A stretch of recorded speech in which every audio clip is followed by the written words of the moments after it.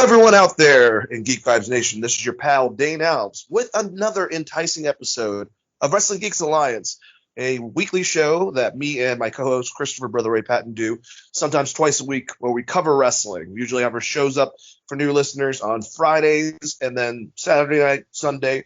But we're doing one big one today to review all the shows, go over a couple news items, and kind of go from there. And thank you guys for joining. If you're past listeners, thank you guys for joining again.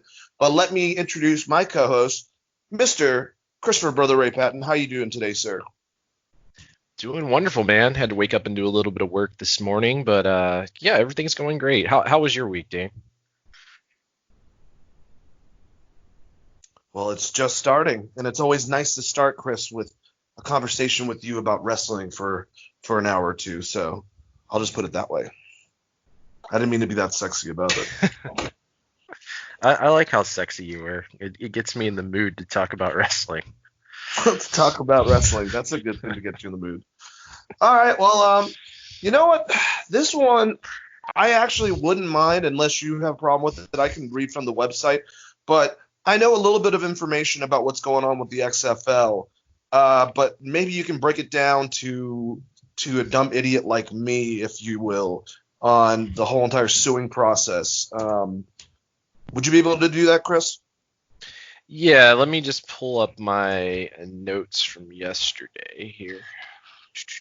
You were just kind of going it over with me, and I was like, oh, that's not good. But I don't know how bad this is. So this is his partner that is, suing the shit out of him, apparently, Oliver Luck.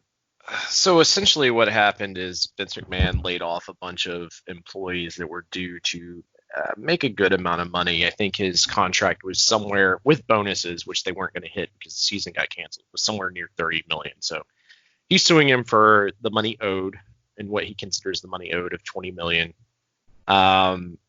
What Vince did is where it gets a little shady, in which, because he is the primary lender for the XFL, which he did not invest as much money as we originally thought, which is like $350 million of stock that he took out that he was willing to lose or whatever. He has a loan of like $9 million, which makes him the primary investor in the XFL. So by him declaring bankruptcy, essentially he's going to get the majority of that money back as a lender. And before he shut the league down, he basically fired a bunch of employees, including Mr. Oliver Luck. So we're probably going to see more lawsuits coming. It's not a good look for Vince McMahon as far as like the sports world goes, because it's not only is it kind of a shitty time to do this, but it does make you look like, while it makes you a smart businessman to some extent, the public appearance of it is just like another black-eyed event as far as that goes. And Oliver Luck is like kind of a well-known figure in the sports world. So, I mean, the gist of it is that Vince McMahon basically fired this guy with all of these different reasons, even though the XFL kind of outperformed what people thought it was going to do.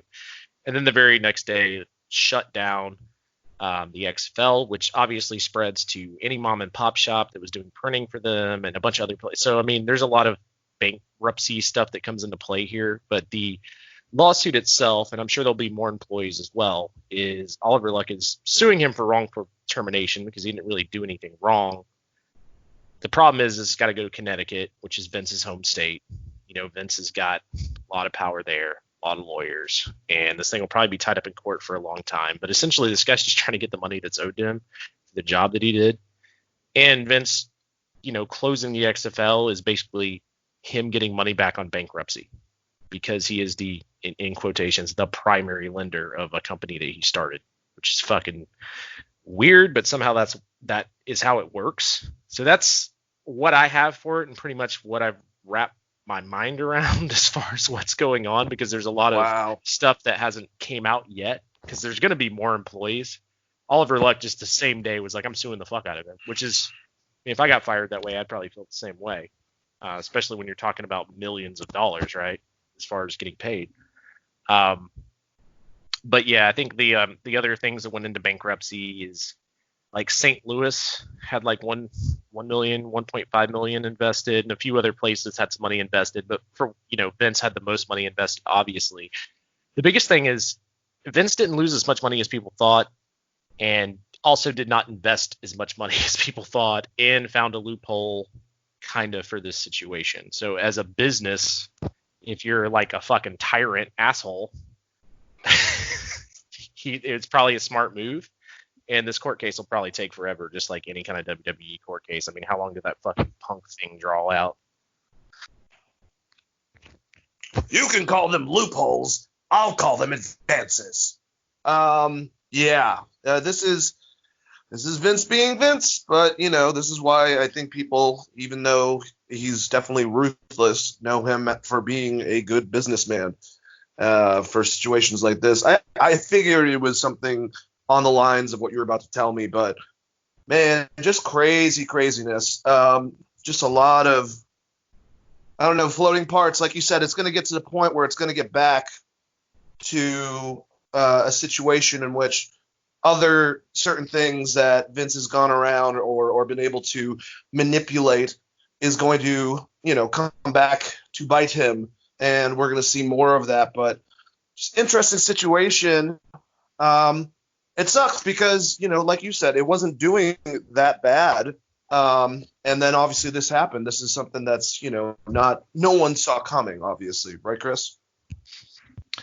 Yeah, and I mean, I think the original idea is Vince was willing to dump more money in once he got TV contracts, because the idea was he was going to get a big TV contract similar to WWE, be able to push this thing in the NFL's off season and before college football starts, to kind of fill a gap for football fans. And if it went the 3 years it was supposed to go, potentially the talent would have gotten better, etc. Obviously he has no control over those things. More of the problem is just kind of the shady way he fired players, and I feel kind of terrible on my end too, because like I put him over for saying he was going to pay all the players for the rest of the season when they shut down the XFL originally, and then all of this shit starts coming out, and then he folds the doors on the XFL, even though he was originally willing to lose $350 million on this investment. He obviously sees that there may not even be a season. Well, for the XFL probably would be, because it would have started in the summer or whatever, but obviously he saw this as a red flag and just shut down the doors. And then as much as I did give him credit, I will go back to, when this shit come out 3 years ago, when I said this was a terrible fucking idea, still stand by revamping the XFL was a terrible idea. Even though it was fun and kind of successful, it was still a bad idea as far as Vince getting back involved with sports, and now we're seeing that unfold. Strange. And now the 24/7 champion, Rob Gronkowski, is on the Tampa Bay Buccaneers with his good friend Tom Brady. Do you think Tom's going to get that championship gold this season, Chris? No, I mean, him having Rob Gronkowski there and Tampa being a pretty decent young team is going to give him a shot. But like the Saints are still in that division. Carolina is going to be probably better this year, and the Falcons are always a threat. So they got to make it out of that conference in general. You forgot who you're talking to, Chris. I wasn't talking about the Super Bowl. I was talking about the 24/7 championship that Rob Gronkowski currently has. Do you think Vince is going to be like, hey, go talk to Tom, see if he wants it in 5 seconds, then roll him up. They'll be great. You gotta definitely specify with me, man. I watch a lot of sports. I didn't even think about it going in that you would think that I was perceiving it as that, but I mean it makes sense obviously why. But like you're running it down. And I'm like, oh, he's going over the football season. Oh, okay, gotcha. All right. This is how I sound when I'm talking about wrestling or UFC with people. Gotcha. Do I think that he'll get? I mean, if they're smart, they'll try to do that, because I mean, as big as Rob Gronkowski is, he'll never be fucking Tom Brady big. Tom Brady's like considered the Tom Brady, ex WWE champion. I think they should leave it on Gronkowski, and then whichever defender tackles him at the beginning of the season for more than 3 seconds or whatever just wins the title. Just ship that title all around the NFL.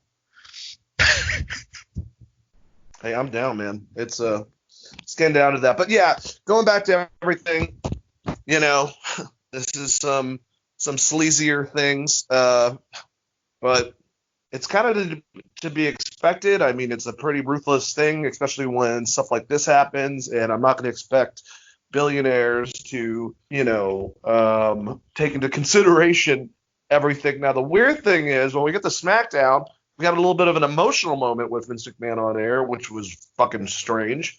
But, when it comes to this, cut ties, he got the fuck out of there. He basically, said screw it and threw it in the trash. And, I guess that's really it. Do you have any closing statements about this? No, I mean, I really wanted the XFL to succeed, and I think that a lot of the people that were involved with it, even, Oliver Luck and the coaches and the players, this obviously sucks for them because this either means that they got to go back to the Canadian Football League or play in Europe somewhere. Just in general, like the XFL closing sucks for a lot of other people that's not Vince McMahon. I could really care less if Vince McMahon loses money or not, unless he just, does what he did where he fires a bunch of fucking people, which sucks as wrestling fans. But think about everyone that's affected and lost their jobs in the XFL. Like, that fucking sucks.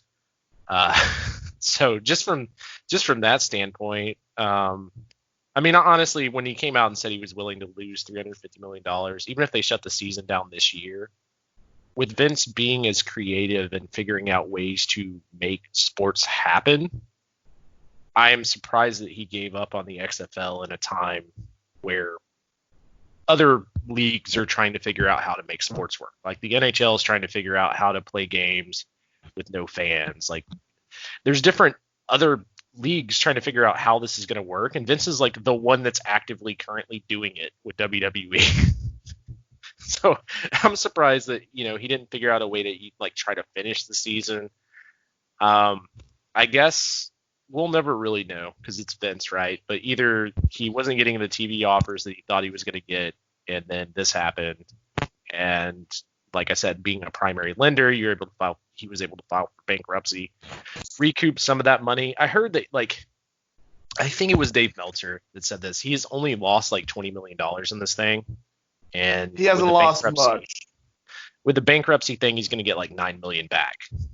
Right. So it's more so, like I said, for everyone else that's involved in the XFL, this really sucks. And hopefully, Vince gets called on this one and has to pay the people that he should be fucking paying. But we'll see. I mean, we've seen Vince get out of worse, like the steroid trial.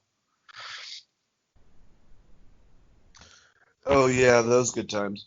All right, well, let's go down that list of people that I just want to talk about a couple of them, kind of give an update for some of the people that were listed as of last week that were let go of the company or furloughed. Some of them, obviously, the idea is try to get them to wait it out, but they can't pay them, and then try to get them back. Or some of them were just completely let go. A lot of them originally in the last couple of months previous, before getting new contracts, were asking for their release. So a lot of that. But there's been, things said and whatnot between certain people. I'm going to go over some of the bigger ones. Carl Anderson, along with Rusev, was talked about with Arn Anderson saying that he would really love to pursue those two individually, and kind of talked about Rusev, saying that Rusev is very impressive because after getting himself over, he was able to get himself over again and pretty much another time. And even I think he's the one who suggested, or maybe it was Conrad Thompson, that Aiden English could go with him and really tap into that potential. It seems like EC3 is taking pictures. Chris Jericho just reposted a video from a long time ago of him and EC3 basically, hanging out together. He's got a new look going for him, and he seems to be pretty motivated, I would say. And then Drake Maverick. We're going to talk specifically about that with Rob. Very, very weird concept, but I'm not 100% sure with that. Let me go through the list and some other people that were mentioned. Well, obviously, and then JR said some nice things about Rusev, saying that any company would be smart to grab him, and if he had control, he would love to be able to get him. And Zack Ryder, obviously, we talked about Cody, saying some nice things about him. And then Dolph Ziggler promoting his stuff in the funniest way. But what do you think about all this, Chris? I mean, the names that are coming up are the ones that we kind of talked about. And the biggest question mark once again is any company really going to be willing to spend the kind of money it would potentially take to lock up Rusev under a contract, or Anderson or Gallows? But I could, like I said, I mean, to me, it's still the four that we talked about last week, like Ryder, Rusev, and the club, as far as people that AEW would be looking at. But I don't know. The Jericho posting something about EC3 is interesting. I just, you know me, I guess I just never have seen it with EC3. He's got the look more and everything. Visual. Yeah, exactly. It's good on the mic, but he's fine in the ring. He did have a really good run in Impact that I've been watching lately, where he went like 8 months undefeated and then feuded with Michael Bennett, who's also someone that got released. It was probably the best stuff of his I saw in Impact, like looking back on it. But I mean, yeah, just still, it's not. I don't know. I've never been super impressed by the guy. That being said, I feel like that, WWE within their system had a guy that knew how to work on a camera and had already been in developmental previously. They forced him to the main roster, and then they fucked the guy over for like almost 2 years. So I do feel bad for EC3. I just don't know where he would fit in the mix of what AEW is trying to do. I mean, that makes complete sense. But like we said, a lot of these guys, they'll end up in different places. Honestly, being a part of WWE in any way, I think, is something positive. Mike Chioda, I feel like that's another one that, for some reason, even though he's a referee, I feel like Cody's going to try to grab him. That one's weird, man. I know that's more probably on the furloughed concept, but still, he's been around since 1989. I mean, I would arguably say him, Robinson, and Earl Hebner, of course, are probably the three most known in my era. I wonder if he's going to end up coming back if business picks back up for WWE to some extent. Like you said, I do think that may just be a furlough type deal, because he's been around so long and has been such a part of WWE. Maybe he is getting paid well above the rest of the refs there. I mean, I don't know this to be a fact, but you would assume if someone's worked for a company for 30 years, they would be getting paid as they've worked for that company for 30 years, but it's fucking WWE, so you never know. I mean, the thing is if he goes somewhere, how do you utilize him other than just being a ref unless you do one of those ref storylines, which are always terrible. Like, oh, this ref's crooked. The storyline's never good. It never. So. Have him fight Aubrey Edwards. Or is it Aubrey Edwards? Is that the name of the ref? Yeah, Audrey. Yeah. Audrey. That'd be. Yeah. Terrible. That would be fucking great. She'd like probably demolish him, though. Yeah. Like, she's in pretty fucking good shape. Kyoto's like an old man. Fucking Earl Hebner with the run-in. That's a good question. What happened to Earl? Because that was one of the things they signed him to AEW. He did the one pay-per-view and then just kind of fucking rode off into the sunset, I guess. What does his son do? I think I've seen him in MLW. Does he do anything like Impact or whatever the hell else? Ring of Honor? Not that I know of. He was in Impact for a long time, honestly, and they even did. Once again, I think this can kind of kill refs to some extent. They've done ref storylines with him in Impact. So ref storylines are just never good. Like, they never turn out the way, like they did one with Neil Patrick. They've done, obviously with Hebner, they try to recreate the screw drop all the time. Or tease it at least. So it's not good. But Yeah, if he's in MLW, that's awesome. Last I saw him, he was in Impact when Earl was still working in Impact, so that's been a while. Earl is just classic, man. Earl Hebner, he kind of represents wrestling to an extent, Love that guy. I mean, he called probably some of our favorite matches, and Exactly.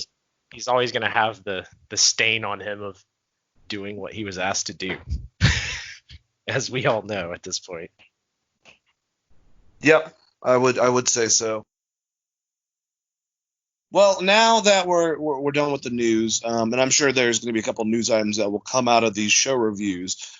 Let's talk about the shows this last week. We got Raw, we got NXT, we got AEW, we got Smackdown, and just to let you guys know, just to give out the spoiler warning, the shows on Wednesday were my favorite. So if that was weird, I don't know what to tell you. But either way, Raw had some good stuff, SmackDown had some good stuff, but we'll get into that. I want to talk about this whole Drake Maverick thing, Chris. Drake gets let go. He puts on something online, very passionate speech, and the rumor and innuendo, nothing proven, is that Triple H really responded to that and is trying to tell Drake that he likes him creatively, he likes his drive, he thinks that he has a lot of potential, and is kind of more what is assumed is trying to be furloughed, if you will, of one of those guys that can come back once they can pay them.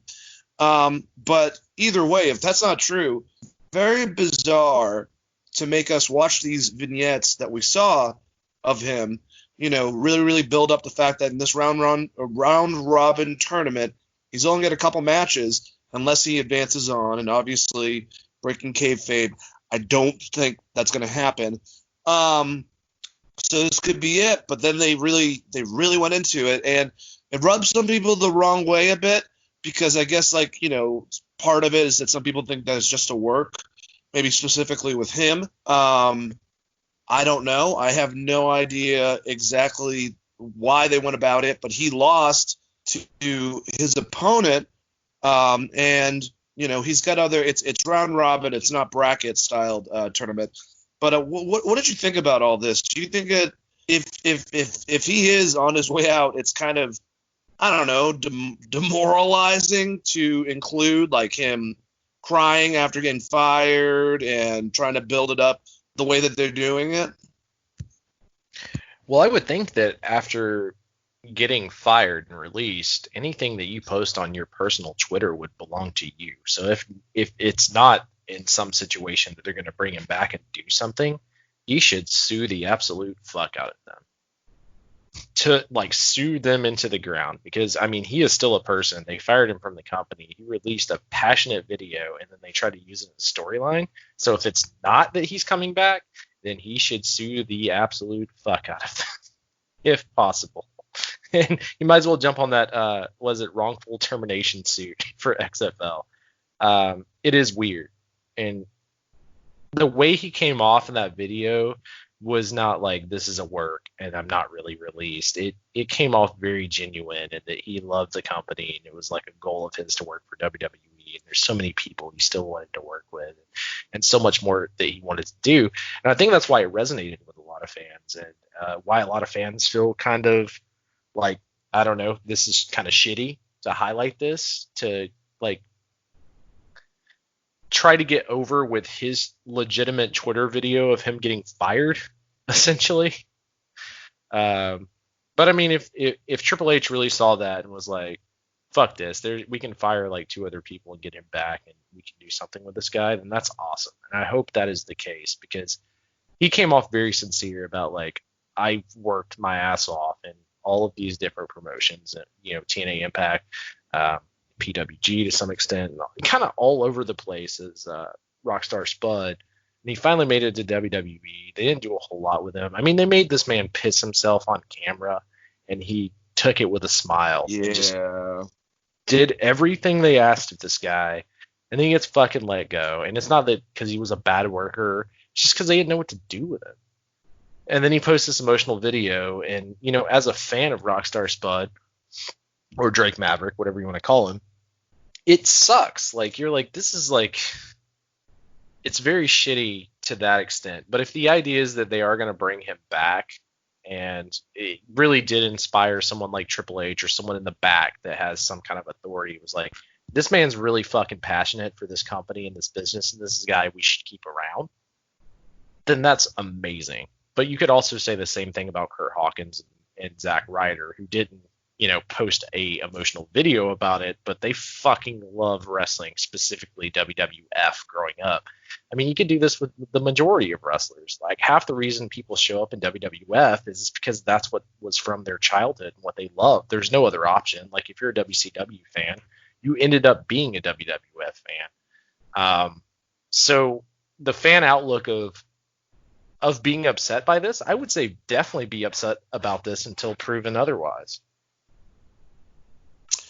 Yeah, and I think that's a good way of looking at it. And Rockstar Spud unabashedly says that the two people that got him, or at least made him believe that he could get into wrestling, were Spike Dudley and Sky Too Hottie. So, he's got a lot of firepower when he's in the ring. For being a smaller dude, he's able to bring it. And I feel like it teeters towards the fact, as a wrestler, specifically to Vince, it doesn't translate. Because even when he was the commissioner on 205 Live, he had that match where he kicked the shit out of Mike Bennett for kind of insulting his family. But other than that, he didn't really have a lot of wrestling. He was a manager, and he did a little bit of commentating as a commissioner on 205 Live. So if you're going to use them in a way, I don't think that that's a bad idea necessarily to have him do a lot of that type of stuff. Wrestle still on 205 Live, and if Triple H wants to have him in matches, he's still an efficient wrestler. I mean, I don't think we've gotten him, and Leo Rush would be, I think, a lot of fun. But also he contributes in a way that him and Jeremy Borash worked so hard on some creative stuff, involving the Hardy Boys and EC3 and helping develop storylines with them. And we're both, talked about by their fellow wrestlers being extremely creative. Jeremy works at NXT, and maybe they also see that potential in him of just being a creative force. Basically, he's a utility player, and he can do a lot of different stuff for the company. If they were to use him as a heel manager that's much more mischievous and didn't do what they fucking did with AOP, that would be actually something probably beneficial for him as well. There's a lot of different places for Rockstar Spud, a.k.a. Drake Maverick, I think. I agree with you, and I thought the roles that they asked him to fill, as dumb as they were, he tried his best at. They were just dumb. Like, AOP went from having Paul Ellering as a manager, a legend, AOPP, like a fucking Hall of Famer manager, to Drake Maverick, like, pissing himself. Like, that's just fucking bad writing, and there's nothing he can do about that. But he sold his ass off, and I thought he did a pretty good job, just overall commentating and being being the general manager at 205 Live. I didn't know as much about the creative stuff. That's very interesting, as far as, I'm assuming you're talking about the Hardys and Impact. And I know that he specifically took a pin from King Maxwell, which is a great fucking, King Maxwell is still undefeated. He's going after Goldberg's record, which is great. So funny. It's so great. And the fact that he's willing to kind of do anything, and he just he came off as someone that genuinely loved his job in WWE. And a lot of people some of the people they fired were asking for releases. And this guy is like heartbroken on camera. Like, I really love this company. I mean, if I'm him, if it's me, because this is just how I would react to them trying to hire me back, I'd tell them to go fuck themselves, honestly. But I'm not Rockstar Spud or aka Drake Maverick. But it hopefully this works out for this guy. And I mean, I think there's definitely ways you could use him, especially with 205 Live. Like, putting not 205 Live, but the cruiserweights in NXT. You're telling me that I've watched this guy have matches with so many people over the years. You're telling me there's no way. He's like the same size of Jack Gallagher. You're telling me there's no way that you can make him fucking work in the ring. Like, fuck off to some extent. And I agree.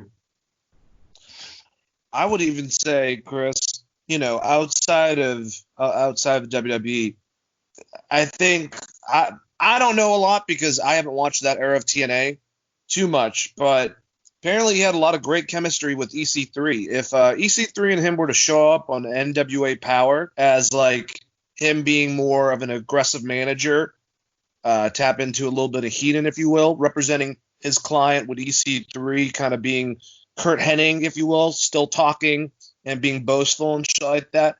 That would be a great combo, and I could totally see them working in that situation. I could see them coming home to Impact. That's another combo idea that obviously both guys can do stuff separately, but they've been packaged together. They tried so hard to do the same thing in, both NXT and then especially on the main roster. Never ever worked out, but it seems like they like to collaborate together as being that manager, wrestler style duo.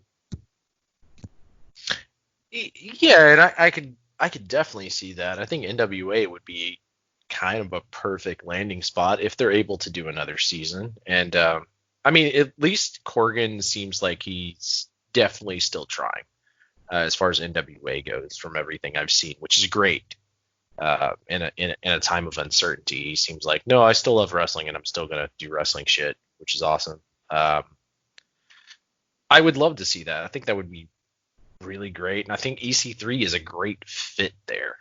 Honestly, I mean, he could come in and be the guy that kicks the shit out of Nick Aldis. Legitimately, you're like, oh fuck, I remember this. They feuded before. I'd love to see him and Eli Drake have like a little bit of a a feud, if you will, for most Macho Man, I guess.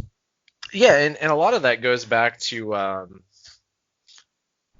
some of the stuff in Impact, right? You can build off that, and I mean, even if they went back to Impact, you could still build off that. But with NWA, you have some great Impact wrestlers that are there, and kind of a built-in storyline if they wanted to do something. But you know what? At the end of the day, whatever makes Drake Maverick happy and the most money, that's what he should do. So if it's going back to WWF or WWE, that's completely what he should do. I just know, me personally, if I just got shitbagged by a company and then released a video of myself being very emotional about it, and that's why they wanted to rehire me, I would tell them to go fuck themselves. Yep. But then again, it's also hard being the wrestler that works for WWE to tell WWE to go fuck themselves. But hey, I think that Drake has enough by himself to be able to prove that he doesn't need WWE necessarily. Yeah, and that's what I'm getting at. I mean, they released this poor guy. He makes this very emotional video, and then they highlight him on fucking Raw, and Triple H is like, oh, I reached out to him because he touched me so hard during this, or whatever the fuck is going on with that. But it's kind of insulting, because you didn't give a shit about me yesterday, and now you give a shit about me because I'm getting Twitter reactions, is the way I kind of read it. Because Vince McMahon, like I said, fired a shit ton of people earlier, like later in the week, and then folded XFL and is now getting sued. So my believability on the WWE in general giving a shit about any contract integrity. Yes, they do not have the the 3 eyes of Kurt Angle, who also was released. Integrity, intensity, intelligence, incompetence. Oh yeah, that's it. Okay. You suck. I love Kurt Angle. All right. Before we get into Raw, though, I kind of remembered something. I was going over it a little while ago with the Zack Ryder. I just wanted to say that pretty funny of Dolph Ziggler, and I'm wondering if he got shit for it, posting, a picture of the merch and the link to the merch for Zack Ryder that says "not there." I'm assuming signifying WWE, and said, "Do not buy this merch. My worst opponent of all time. Terrible wrestler, but obviously they're really good friends in real life." I asked you this: Do you think Dolph got some heat for doing that, especially since the shirt says "not there" in reference to WWE? I don't know. Dolph's been wanting to get out of there forever and then re-signed a contract. I don't know if he's just being comical or being Dolph, but you know what? Like, if they're going to try, maybe they play it into a storyline like they did with Cole Cabana or something, but good for him. Like, those are his friends, and he probably feels like they got the short end of a stick to some extent. So while I'm not a huge Dolph Ziggler fan, I do appreciate the fact that he in some ways stuck it to the man as much as he could, I guess. Yeah, what I want to know is, like, when he found out about all the cuts, do you think he ran to his computer and he was like, all right, all right, fuck! Because, like, his name wasn't on there. No, yeah, probably. This man can't get fired, even when he says he wants to leave and wants to He do can't. comedy or whatever. You're like, no, we need you there. It's going to be interesting. Hey, pal. How do you feel about getting super kicked 15 times by Seth Rollins and losing? Sure. I mean, Maybe he's in that kind of moment. the same boat as Cesaro, which I assume Cesaro is happy being in WWE or whatever. But Yeah. it's like if he went elsewhere, like fuck, and you could skyrocket the person, right? Because I have to assume to some extent Dolph Ziggler just always being the same character has a lot to do with the machine that's WWE. I'm sure there's other things that he wants to do. I would have to agree with you, man. All right, so let's get into Monday Night Raw. It opened up with Drew McIntyre gave a promo about the meaning of WWE Championship and what it's like to hold it. He said that he decided not to make Seth Rollins jump through any hoops and will fight him at the Money in the Bank for the title. Andrade sneak attacked McIntyre, but ate 2 consecutive claymores for his trouble, while Zelina Vega, Angel Garza, and Austin Theory all were from the ramp. Basically, Selena got Drew distracted. He got hit by Andrade, but was able to come back with those 2 claymores. I love it that Selena was like, "Go in there, go get him, go get them," and like Austin Theory, like and Angel Garza are looking at each other like, "I don't want to fucking go in there." And finally, he gives him the second claymore, falls out of the ropes. Even though she had 1 out of 3 matches that were a victory for her, I am liking this Selena Vega faction, and it was interesting. But yeah, I guess there's something I got to really praise Drew for later on that he attempted that I don't think I've ever seen him do. But as of right now, he's coming off very charismatic.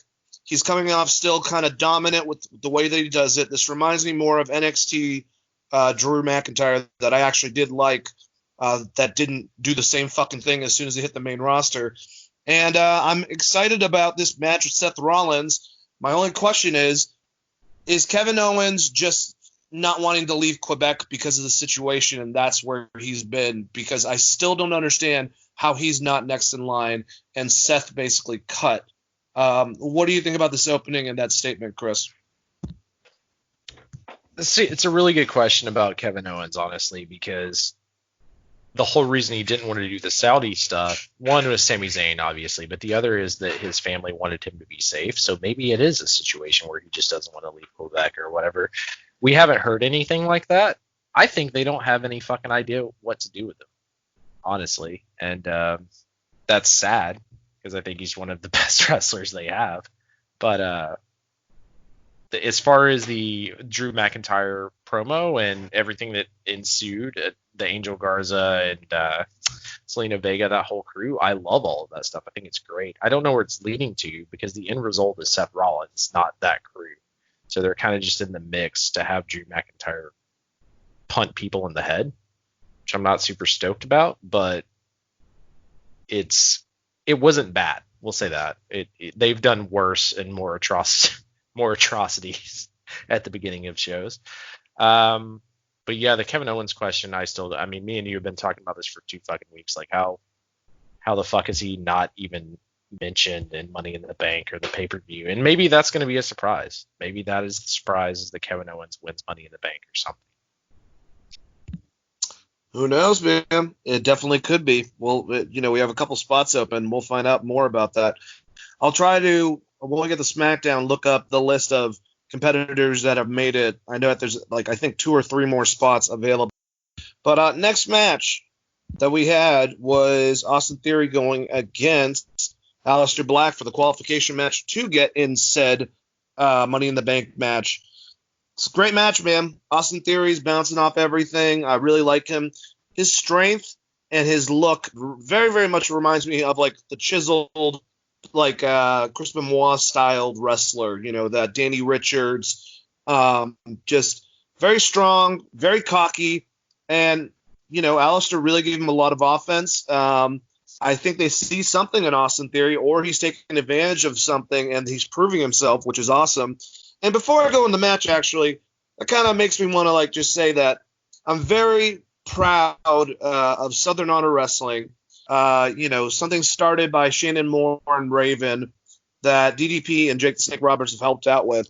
I've only gone to about 4 of their shows over the last like 2 years, but we're starting to see so many of their stars turn up on. No, maybe not so many, but Sunny Days was the weird Mankind face paint guy in the Battle Royal for AEW. We haven't seen him since, but still. And then we obviously have Austin Theory, who's one of the top guys there. Logan Creed is now getting bigger and bigger in MLW, which is weird because he's already fucking huge. And Alan Angels, Austin Theory's his nemesis, the leader of his faction. I forgot what it's called, but he fought Kenny Omega. And then Danny Jordan, who's been on both NWA and on AEW. Now, one thing they have going for them, especially in AEW, is that it's taped in Norcross, and a lot of these guys were trained by QT Marshall over at his gym. But nonetheless, man, cool to see a lot of Georgia wrestlers. I would love to see the Southern Honor champion, AC Mack, get a chance, or Joe Black. I think both of them are incredible wrestlers. But or the Jungle Kings as a tag team. Even if they're squash matches, man, their exposure. And I'm happy that Angel was able to get as much offense in the Kenny match. We'll talk about that later. But, I kind of brought this up to you, Chris. Pretty cool to see the biggest Southern-based wrestling promotion, Southern Honor Wrestling, have a lot of their people recruited by NXT and AEW right now, and MLW. Yeah, I agree. I think that's awesome. And I mean, I mostly knew Austin. I haven't watched as much Southern Honor Wrestling as you have. But, I remember Austin Theory from Evolve. And when you look at some of the people they've brought up from the Evolve roster, such as Austin Theory or Shotzi Blackheart as prime examples, they're great. I mean, Gabe Sapolsky still is a fucking really good booker and knows talent when he sees it, and they should rely on him more to do shit, even at the NXT level specifically to some extent. But as far as the only thing I didn't like about this match is it means Austin Theory has to take another loss, and he has been the fall guy for this group. Which, if the idea is the group is eventually going to turn on him, and then you're going to have like a breakout moment from that, that's fine. I just don't know that that's where WWE's going with it. And like I said, I just don't necessarily like this. You put a faction together, I don't necessarily want them taking losses like week after week. Yeah, no, I also agree. At least it's with Aleister Black, I would say. So it's one of their guys that's undefeated so far. But another person I wanted to say kudos to is AR Fox, who taught a lot of those guys, including Austin Theory. And even though he seems to be happy about doing a lot of training, Southern Honor wrestling there. I mean, this guy's been over CZW, Dragon Gate, Evolve, Lucha Underground, PWG, Impact. So yeah, like I said, some Southern love over here. We don't just have AJ Styles, man. We got some new people coming out all the damn time. Funny enough, I think AR Fox and AJ Styles trained at Mr. Hughes's wrestling school originally. So it's fun to see this kind of stuff trickle down, at least from the Atlanta wrestling world. And that used to be the case when we had the power plant and stuff, but that was more Jack dudes versus like AJ Styles and AR Fox, etc. Hey, bro, all I'm saying is, like, this is, like, the same time for hip-hop for us when, like, Ludacris, Outkast, T.I., all of them were on the map. So, yeah, we're blowing up, man, over here. So what you're saying is you got your beat down low? I got my beat down low. Don't even get me started on that, man. Don't even get me started. Hey guys, if you didn't know, we're from Georgia. Yep. ATLian motherfucker.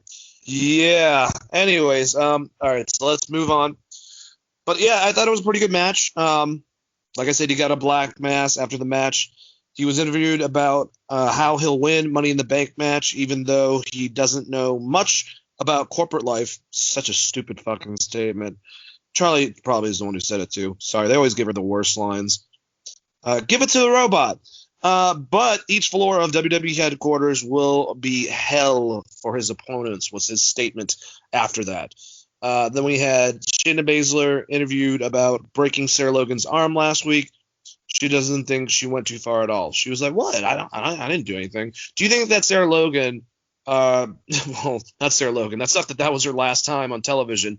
But do you think that Shayna Baszler went too far? And do you think that Aleister Black is going to be fucking up motherfuckers on his way to the corporate level, if you will, in Titan Tower? I don't know how I feel about this shit. I don't either, because the end goal, he's just going to wrestle Triple H when you say corporate level. Like, does Triple H already have him pegged as the guy? I'm Shao Kahn in this bitch, motherfucker. Keep on going up the tower. No, I mean, that's when you start talking about the corporate towers, like, who the fuck is he going to wrestle Triple H? And that's the actual answer. It's just Triple H wants to wrestle Aleister Black, which would probably be a good match, honestly. The thing I want to see, I would love to see him win Money in the Bank and maybe even still do a Triple H match. For some reason in my mind, I want someone to be on the top of that ladder and him just fucking roundhouse kick the shit out of it and just a big bump. Like a huge bump. I think that'd be like Black Mass the ladder. No one's ever done that. That'd be great. Can we get Tom Cruise in this to take a huge bump? Yes. Off the building. Yeah, the corporate tower thing still. It still reminds me of that WWE video game where you just fucking murder poor construction workers or whatever. No, yeah. So outside, I thought this was a pretty good match. It's just one of those things. Like I said, I don't know that Austin Theory needed to be the guy here. Mm-hmm. And Shayna Baszler, yes, she's just going to be murdering people for the next little bit until they can try to rehab her from losing, because they don't have anyone else for Becky to go against. Well, it's weird that you say murder, because afterwards Shayna Baszler defeated India Hartwell by referee stoppage after Shayna stomped on her arm. Afterwards, Shayna continued beating up Hartwell, ultimately putting her arm through a ladder and then kicking it. She's not too happy about losing to Becky, I don't think, Chris. No, it doesn't seem that way. But you know what? I would love for if they wanted to come out and make some rules against Shayna, where it's like, oh, if you do this, you're going to get disqualified and you'll never have a shot at the title, so that she has to wrestle like straight instead of murdering people. That would be very fucking interesting. It's something I haven't seen in a long time. It's definitely happened before in wrestling, but like, you know, like for instance, UFC, if you used to be able to elbow people in their spine, and they took that away because you can like legitimately kill someone. That would be a fun gimmick to put on Shayna. Is like, we had to put rules around her specifically, which are always the most fun rules in general in any kind of sport, when you have a specific rule for one person. So if they made one specific rule like just for Shayna, that could be a really fun storyline that she still has to wrestle around and overcome. And I think it would give a little bit more to how good she is in the ring. And they're not going to do this, but I enjoy just her murdering people. I just think that if fantasy booking wise, I think that would be a really cool thing that they could do. No, I'm down for that. I definitely dig. I don't know. Shayna's scary. She likes to beat up people. And who do you like bullying more between her and Charlie Caruso, or Sheamus with Michael Cole? I swear to God, Michael Cole looks like he's about to shit his pants every time Sheamus comes near him. What was that? Sorry, you cut out for a second. Oh, I apologize. I said, which bullying tactics do you like better between Shayna and Charlie Caruso, where she looks like she's about to rip her head off, or Sheamus with Michael Cole, where he goes in the fetal position? Sheamus with Michael Cole, specifically because they don't let her have any personality at all. So someone bullying her is kind of to be expected. She's just basically one of those Star Wars droids that clean the floor on the Death Star. Unless Angel Garza says something to her in Spanish, and then she is. Lord. This really just proves how good fucking Tony Schiavone is, because really does. on the other show, There's a guy that's really good at giving these interviews. In fact, you could even make a fucking statement to be like, Jeremy Borash is actually fucking better than most of the people in WWE. I would rather watch Josh Matthews on fucking Impact interview people. Let me just put it that way. I think Cole's been doing a decent job considering what they've given him recently. He keeps on getting like humped or like, someone all up in his grill or licked by Big E. It's like, it's unnecessary. Social distancing is something serious, guys. I would say poor Michael Cole, but I don't really give a shit. All right, let's go to the next match. Another match, man. Cedric Alexander and Ricochet going against Brandon Vink and Shane Thorne. If you couldn't tell, since Brandon Vink had the best physique, Jerry Lawler was talking about him constantly. He really, really liked Brandon Vink. They all did great, man. I mean, Shane Thorne's not a bad wrestler.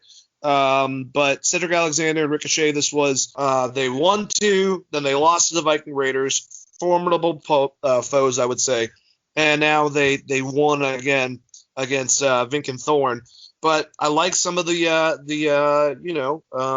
tag offense, man. They're getting crafty. I like, whatchamacallit, Ricochet, and he always makes it look better, I think, most of the time. But he does Chris Jericho's move with one arm, with one leg, bounces him off into the lumbar check, which is the opposite area, and I thought that was kind of cool. But I'm liking them as a tag team. I like their matching gear. It's going to be interesting because Raw doesn't have the most fluid tag teams, I would say. I don't even know if they have any other tag teams, to be honest with you. So, cool. Anyways, what'd you think, Chris? I like they got to win. I'll say that. Poor Shane Thorne, though. This is a guy they were trying to push not that long ago in NXT, and now he's just kind of a dude. The spot, the Jericho spot you're talking about, that was really cool, and I don't know, man. I'm still on the fence about the Cedric Alexander Ricochet thing. Maybe they're going to actually try to build them up and give them some wins, and I do like the idea of them as a tag team. It's just Ricochet could be so much more in so many different places, and it still makes me sad. And same with Cedric Alexander to some extent. Also, Cedric Alexander, they should come out to Cedric's music always because his music's fucking better than Ricochet's. It is. I agree. Used to dream I had a ball. Anyways, we had Asuka and Kairi Sane had a backstage interview about Sane's match with Nia Jax. And as you would think, Asuka just said, a bunch of aggression in Japanese, and then said that tonight nobody would be ready for Kairi. Oh, Lord. We'll get there. In the gym, Bobby Lashley said he was going to demonstrate how easily he can flip a tractor tire. Lana said that if you're jealous now, just wait until you see him in action. Either segment. Do you have anything on him? Fucking stupid. Doesn't like Seth Rollins just fucking CrossFit for days flipping those tires or whatever? They should have had him pull a truck, Mark Henry style. Remember He's Mark bigger Henry than Ben Affleck. Do you remember when fucking Mark Henry used to just take pans and like stovetop frying pans and just bend them? Yep. Like have him do something cool like that, like flipping a tractor tire, like. At CrossFit, like we see everyone do that. It's like, see how easily he does this. Like fucking on Twitter, Charlotte Flair's doing it with Natalya on their Instagram. It's like, all right. I mean, I get it, but that did nothing for me. And then, I was hoping that no one was ready for Kairi Sane because this would have been a big win if she just went out and murdered Nia, but that is not what happened. And murder is once again a key word here, leading up to this match. Murder was the case that they gave me. Nia Jax came out. Kairi Sane's in the ring. Let's give a little background. And we've kind of talked a little bit about this. Ronda Rousey's initial comments didn't really bother me as much outside of the fun fake fights comment, but I don't think she was trying to be as derogatory as it is. But since she doesn't have much of a backbone and fucking people piss her off so goddamn easily, look at her UFC end. The second comment definitely pissed off a lot of people, including Nia Jax. who called her out previously on Divas for roughing up, Lexi, which is her best friend. Kind of strange, since she did the fucking same thing and gave her a concussion. Long story short, the breaker of faces on accident just proves how awesome and adequate she is in this match by taking Kairi Sane, and I don't know if she was trying to go for a buckle bomb, but she just threw her into the second turnbuckle. If in the audio, and who knows, man, it makes it sound like Kairi said, like, I'm not ready or I'm not positioned or some shit like that. Either way, bad. And then she uses this said thing to talk shit and say, look what I did to this girl. I'll take you, Ronda Rousey.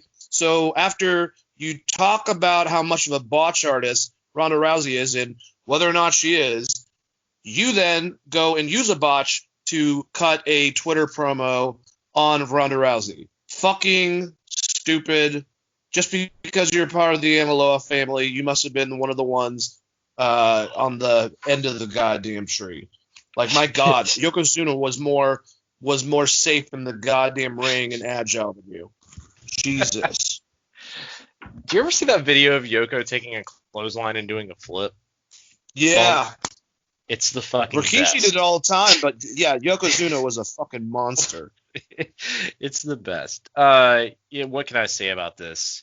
Nia still sucks in the ring. We weren't proven wrong, even though she came out and bashed on Ronda for being unsafe after that. All that shit came out such weird timing when we released the show. Because we were talking about Ronda, and I was like, I think Ronda was pretty good.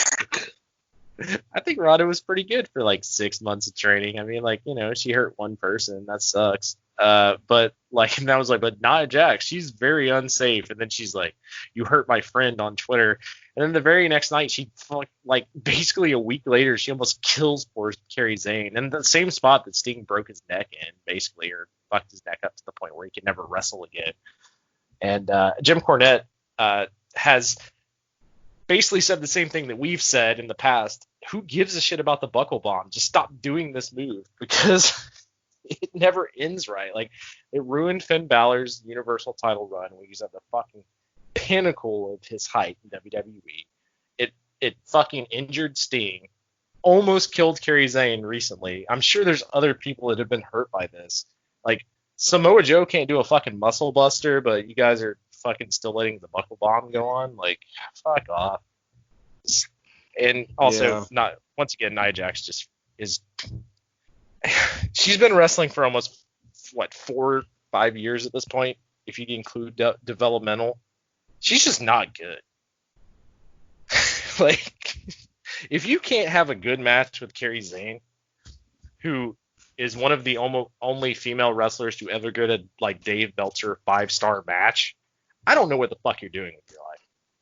Probably shouldn't wrestle. No, I mean, there's plenty of things to do within her family that doesn't involve wrestling necessarily, so I agree with you. Do something else. Anyways, Seth Rollins cut a promo about how he and Drew McIntyre have a lot in common, but Seth's proven to be a leader, which Drew is not. He accepted the WWE Championship match for Money in the Bank because the WWE Universe needs a leader. All right. The fact that he doesn't have his crew, I think it's good. Just take away from the fucking cult leader. That shit wasn't working. But to me, the calm, much more in tune with himself, even though he just lost at Mania. I'm sorry. I keep on going back to it. I hate to sound like a broken record. The best version of Seth Rollins, I'll give the time period when he was a babyface and he did the gauntlet match. That time period was very great. He showed a lot of potential, and there's a lot of booking stuff, him getting involved with Becky, which kind of hurt them both booking-wise. But his best version's been the Architect, and the one that will do anything, like kind of like a concept of an ultimate opportunist, like Edge. Like, he'll do anything to fucking win. He's heelish. He's an asshole. He's full of himself. That version of Seth as a heel I like. This one, I don't really know what you're going for. I really don't. I'm going to be honest with you, but we'll probably get a good match out of him and Drew. How did you like this promo? Huh. How does Seth Rollins and Drew McIntyre have a lot in common? They both have black hair and the beards, and they do kicks, and yeah, that's it. That's all I got. I mean, one of them absolutely murdered Brock Lesnar recently at WrestleMania. The other one used a rubber mallet against Bray Wyatt. They don't have a lot in common. They're not even the same. Like, in fact, you should separate how you're different. You should not be like, oh, we have a lot in common. You're not. No, it's not that. So I hated this promo for the most part, and I've hated most of Seth's promos. And honestly, I don't think it's Seth's fault to some extent. I don't like that he blames the fans for being wishy-washy over what they've been giving him, and hopefully one day he and maybe he already has and we just don't know it, but one day he just flips the shit Dean Ambrose style and he's like, I'm just gonna fucking write out this contract, I'm gonna go somewhere else and be really good, because Tyler Black and Ring of Honor is fucking awesome. When you had chicken shit heel Seth Rollins, he was fucking awesome. If you give Seth Rollins good shit to do, he will do it very well. But you can't make someone make chicken salad out of chicken shit, dude. It's a fucking terrible gimmick. And now AOP can't even be there. And it's but he's splitting off. Yes.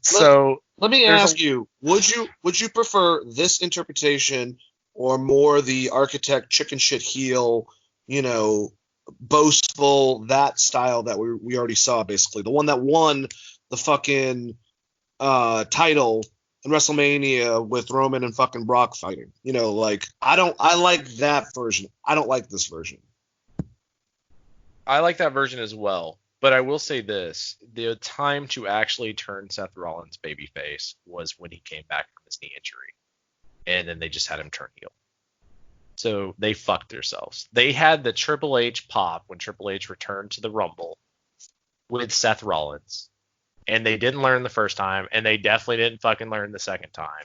That would have been the time to do something really cool as far as Seth as a babyface, but Seth just doesn't come off as a babyface. You have to have him overcome so many fucking obstacles for him to look like a babyface. And this version of him as a heel is, unless you have a crew of demolishers, you've already told us that Seth was a chicken shit heel for 2 or 3 years before that knee injury. He's the guy that hit the Shield with a fucking chair and then hung out with Triple H.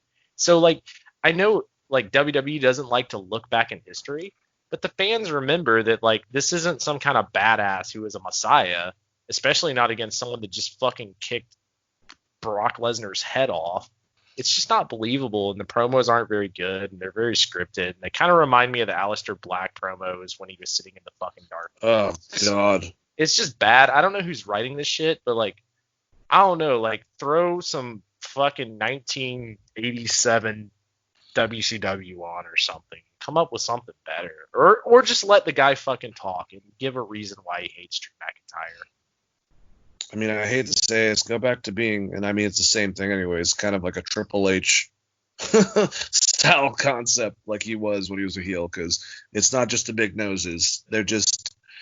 That's why they're not lovable, and there's a lot of elements between the personalities, especially that era of Seth Rollins with Triple H. So, I mean, just make him be a really hateable heel that's chicken shit, will do whatever the fuck he wants to get done, but also, in ring-wise, is obviously more efficient and can put on good matches. It seems easy. That's all I can say. I will give credit for Seth, because when they did turn him babyface and he had that run, I thought that run was really good. The problem is they brought in fucking Baron Corbin and Lacey Evans and then had him do a bunch of bullshit, and the fans turned on it. And that's not the fans' fault. It was just bad. You give us 4 months of a bad top babyface, we're not going to like it anymore. You can call us wishy-washy fans or whatever, but fucking Stone Cold Steve Austin's not doing a goddamn intergender match and being called the man's man. He's fucking always Stone Cold Steve Austin. The Rock is always The Rock. Hogan is always Hogan. To be the top guy, you got to be the fucking top guy. You can't fucking have them doing bullshit. You got to beat the man. I agree. And you want to know what else when taken from that, some other terrible shit were these short video clips of the Viking Raiders making up their song eating turkey legs around cul-de-sacs, still with T-shirts on, but with what the fuck was this? Chris, I mean, I think I might have said this to you. If not, I just don't understand if Vince wanted to redo Demolition and kind of just give them a badass heel manager and just make them dominant and give them similar look, I think would work better than this fucking Viking shit that I think is terrible. And to know that like they're acting all cheery, and maybe this was videotaped not too long ago, but one of them, Eric's wife, got canned. It's just so goddamn cheesy, and I just didn't get it. Eating turkey legs, they're making like a little hum-ho song, like they're fucking the Dwarfs and Snow White or some shit, and it was so terrible. What did you think about this? I concur. It was really bad, and it sucks because War Machine was a great tag team, and they fired the one actual Viking, from the one guy. Like they should be coming out like Eric Rowan was when he was with Daniel Bryan with just fucking Norwegian metal shirts on and shit. Like, like if you're from Viking descent, you don't dress and act like a Viking unless you're LARPing. Marks, yeah, posers. Fucking poser Vikings. No, but you get what I'm saying. Like, I just don't get it, and I don't understand why you need this big brutal ass tag team to have a gimmick anyways. Why isn't their gimmick just murdering people? It's illegal. Well, okay. Why isn't their gimmick breaking people in half? Why is there not just a good manager for these guys? And in fact, like they actually don't cut bad promos, so why don't you at least let them explain why they're Vikings and not just have them do a Viking montage? I agree. All right, well, we had MVP cut a promo, putting Apollo Crews over as a gifted athlete, but saying he'll beat Crews because of experience, and what we thought was going to happen kind of happened. Yes, MVP's been involved in ladder matches in the past, but I feel like his new position is kind of wrestler to put other people over and eventually kind of a manager role and then a backstage producer style role, which good for him. He had a pretty good match with Apollo Crews, and Apollo Crews beat him for the Money in the Bank qualifying match. Crews hit a Blue Thunder driver to pin MVP. I liked MVP's shit talk. That you could hear. He's like, I've beaten Batista. I've beaten the Big Show, and just being cocky and arrogant caught up to him. And he ended up, getting lost in the shuffle. Apollo Crews will be a part of that group going to the building to get to the top. I don't know what the fuck's going on with that. It's so weird. Anyways, but how did you like this? How did you like this use of MVP and that Apollo Crews will now advance to Money in the Bank? I love that Apollo Crews is going to be in Money in the Bank because I feel like that guy has been underutilized and will probably be really fucking awesome in that match. And I like the idea that he beat MVP because it does play into what we were talking about of him. If they do go that route of him collecting a little group, if he gets beat by MVP and then beat by like one other person, he could start a faction of some sort, which would be really entertaining. And I love that they've kept MVP around when he just had 2 dates originally. I mean, I hate that other people got fired and they're still keeping MVP around. I think location has a lot to do with that because he's from Dade County, Miami, and probably now lives in Tampa, so that probably has a little bit to do with it. But utilizing MVP is great, man. MVP is a guy that I remember fans loving and never really got the push that we wanted, kind of like Christian. Like they were always kind of in the same category. Or Carlito. Or Carlito to some extent. But yeah, like it's great to see him involved. I love the shit talking. I thought the match was really good. Apollo Crews has been fucking give the guy time to wrestle. He can have good matches.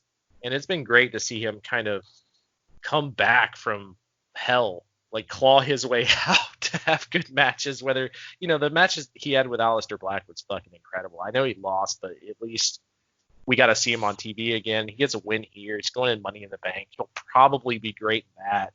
Hopefully this is like the resurrection of Apollo Crews. Yeah, and I mean, think about it. When Kurt Angle had his his real last matches, besides the one that he was kind of forced to with Baron Corbin, on that road, I think he went against Samoa Joe, and he went against Eric Young. He went against a couple people that he's worked with in the ring before. He might have ended it with AJ Styles. I'm not 100% sure. But two of the guys in an interview that he chose was Chad Gable and Apollo Crews, and he said that they have infinite potential to him, especially with their agility mixed with their Olympic-based, grappling with wrestling. And personality, I think, has always been especially Apollo Crews' problem. But, man, I'm hoping that they get to really show off themselves within this. Or he does, I should say. I don't know what happened to Chad Gable. I think he's on a meteor. Shorty G. Don't Shorty, say that. You're talking about Shorty G. His Christian name? That is not his Christian name. It's bullshit. You call him by his Christian name, Shorty G. Oh, Fucking God. Olympic athlete. You give him the nickname Shorty G. If I was him, I'd take a shit on whoever wrote that desk. Chris, I mean, all right, he does, and I think that Jason Jordan is a tremendous wrestler. Okay, I really do. They have a great tag team. One isn't an actual Olympian, looks just like Kurt Angle, does all of his moves. Jason Jordan does a couple of them, but they're both they're both styled as that style of wrestler. Who's going to be Kurt Angle's kid? Jason Jordan. Gotcha. All right, that makes a lot of fucking sense. I mean, the actual answer is they want to play off people's fear of mixed relationships because Vince is racist.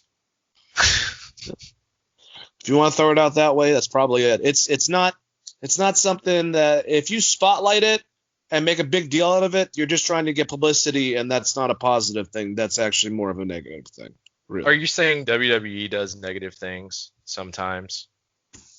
Quite consistently. We probably already covered about 80 of them throughout this whole entire fucking thing. Yes, but all right. So I will say this: Chad Gable is fucking incredible. I have no idea what fucking brand or roster he's on at this point, and if he's wrestled in the past month. No idea. But he's not No fired, clue. so that's a plus. Is it a plus? Because, man, I feel like a place could fucking take him and make him a top guy. When he had that match with AJ Styles, when he first broke up with American Alpha and was doing really well and got a win over AJ, that was impressive, and they didn't do a goddamn thing with it. Here's person. Here's a real question. Why the fuck did they break American Alpha up? To have another tag I don't team know. to mix in One of the with best Usos tag teams. Yeah, One of the best tag teams they produced. It was like Team Angle 2.0, and they fucking, I don't know, man. It was stupid. They were really good, and that was better than the Kurt Angle storyline. It's just them being good against the Usos and the New Day and whatever other tag teams they came up with, like them versus AOP or Viking Raiders. There's so much more you could have done with just American. If you didn't think that, if you were not 100% sure that Kurt Angle's son storyline was going to work, you should have just kept them as a fucking tag team. So did Kurt Angle just mess around with Booker T's wife? Is that what happened? Isn't that what was insinuated? Basically, in whatchamacallit, Impact, I believe. All right, well, whatever. Maybe our timelines are wrong, but we'll press on to more pressing matters. How about that? Our timelines are wrong. WWE just ignores history. So. Oh God. What are you talking about, dinosaurs? There's no fucking dinosaurs. All right. In the backstage interview, has a Tyrannosaurus Rex head in his office because he's Vince. That's a fact. Of course he is. In a backstage interview, Ruby Riott said she was the one who did all the work for the Riott Squad, just completely put the other two under the bus, and Liv Morgan defeated her. And I got to say, man, Liv Morgan's getting better in the ring, man. I think that we keep on saying that. Ruby Riott's a great dance partner, I would say. But Liv got the win, and she will be advancing. Good stuff, right? Do you care? Yeah. So Liv Morgan, I think, has been getting a bit of a push, and it has looked much better. But, they didn't give me a lot to review beforehand with Liv Morgan. She was kind of just there as a squash partner. I still think Ruby Riott is the better character and wrestler of this group. And like you said, I think Ruby Riott's a great dance partner. If they're behind Liv Morgan, then that's good. She looked good in this match. Also, I like seeing the Flatliner again. As dumb as that sounds, I always thought that was a cool finisher, so that was cool to see that that's kind of Liv's new finisher, I guess. Has she done this? Has she hit that before as a finisher? Has she ever wrestled? Well, no, I'm trying to remember because it's been a long. I mean, because she came back and then feuded. But she came back and kind of feuded with Lana, but those were mostly just out of the ring brawls, and they didn't really follow up on it. She took a bath. I remember that. Well, look, the Flatliner's a cool move, and I'm glad to see it back in wrestling. As a finisher. I agree with you. And speaking about Bobby Lashley and Lana, back in the gym, Bobby Lashley was all warmed up to flip the tire. Lana called him hot, and then Lashley did not flip the tire and tried it again and couldn't get it and finally did. And then she cheered him on and said that nobody but him could flip that one. Besides, like I said, a lot of people. But this is good. I really, really care where Bobby Lashley's going. And I'm so excited he's still with Lana flipping tires. That's it. I'm passing it to you, Chris. I don't have anything else. It's so much tires. I don't care. I don't care about Lana. Is it making you tired? It's making me remember how bad this 3-hour show was and outside of some good wrestling is what it's making me. And I'm not trying to be a dick, but like I thought they were breaking up Lana and Bobby Lashley. I guess they might have heard that Rusev's probably getting signed somewhere, and now they're like, we're really gonna stick it to you. That's because they're gonna have sex on Raw. They're gonna have a lot of sex. They're gonna have the fucking Lita Edge angle. Just throw PG out the window. Corona. Let's get it. Corona. Let's hire Russo. God. What's Russo doing? Hey, bro, I'm not doing anything. I'll come back and work, bro, but only on the magazine, bro. I would love to get WWE magazine again.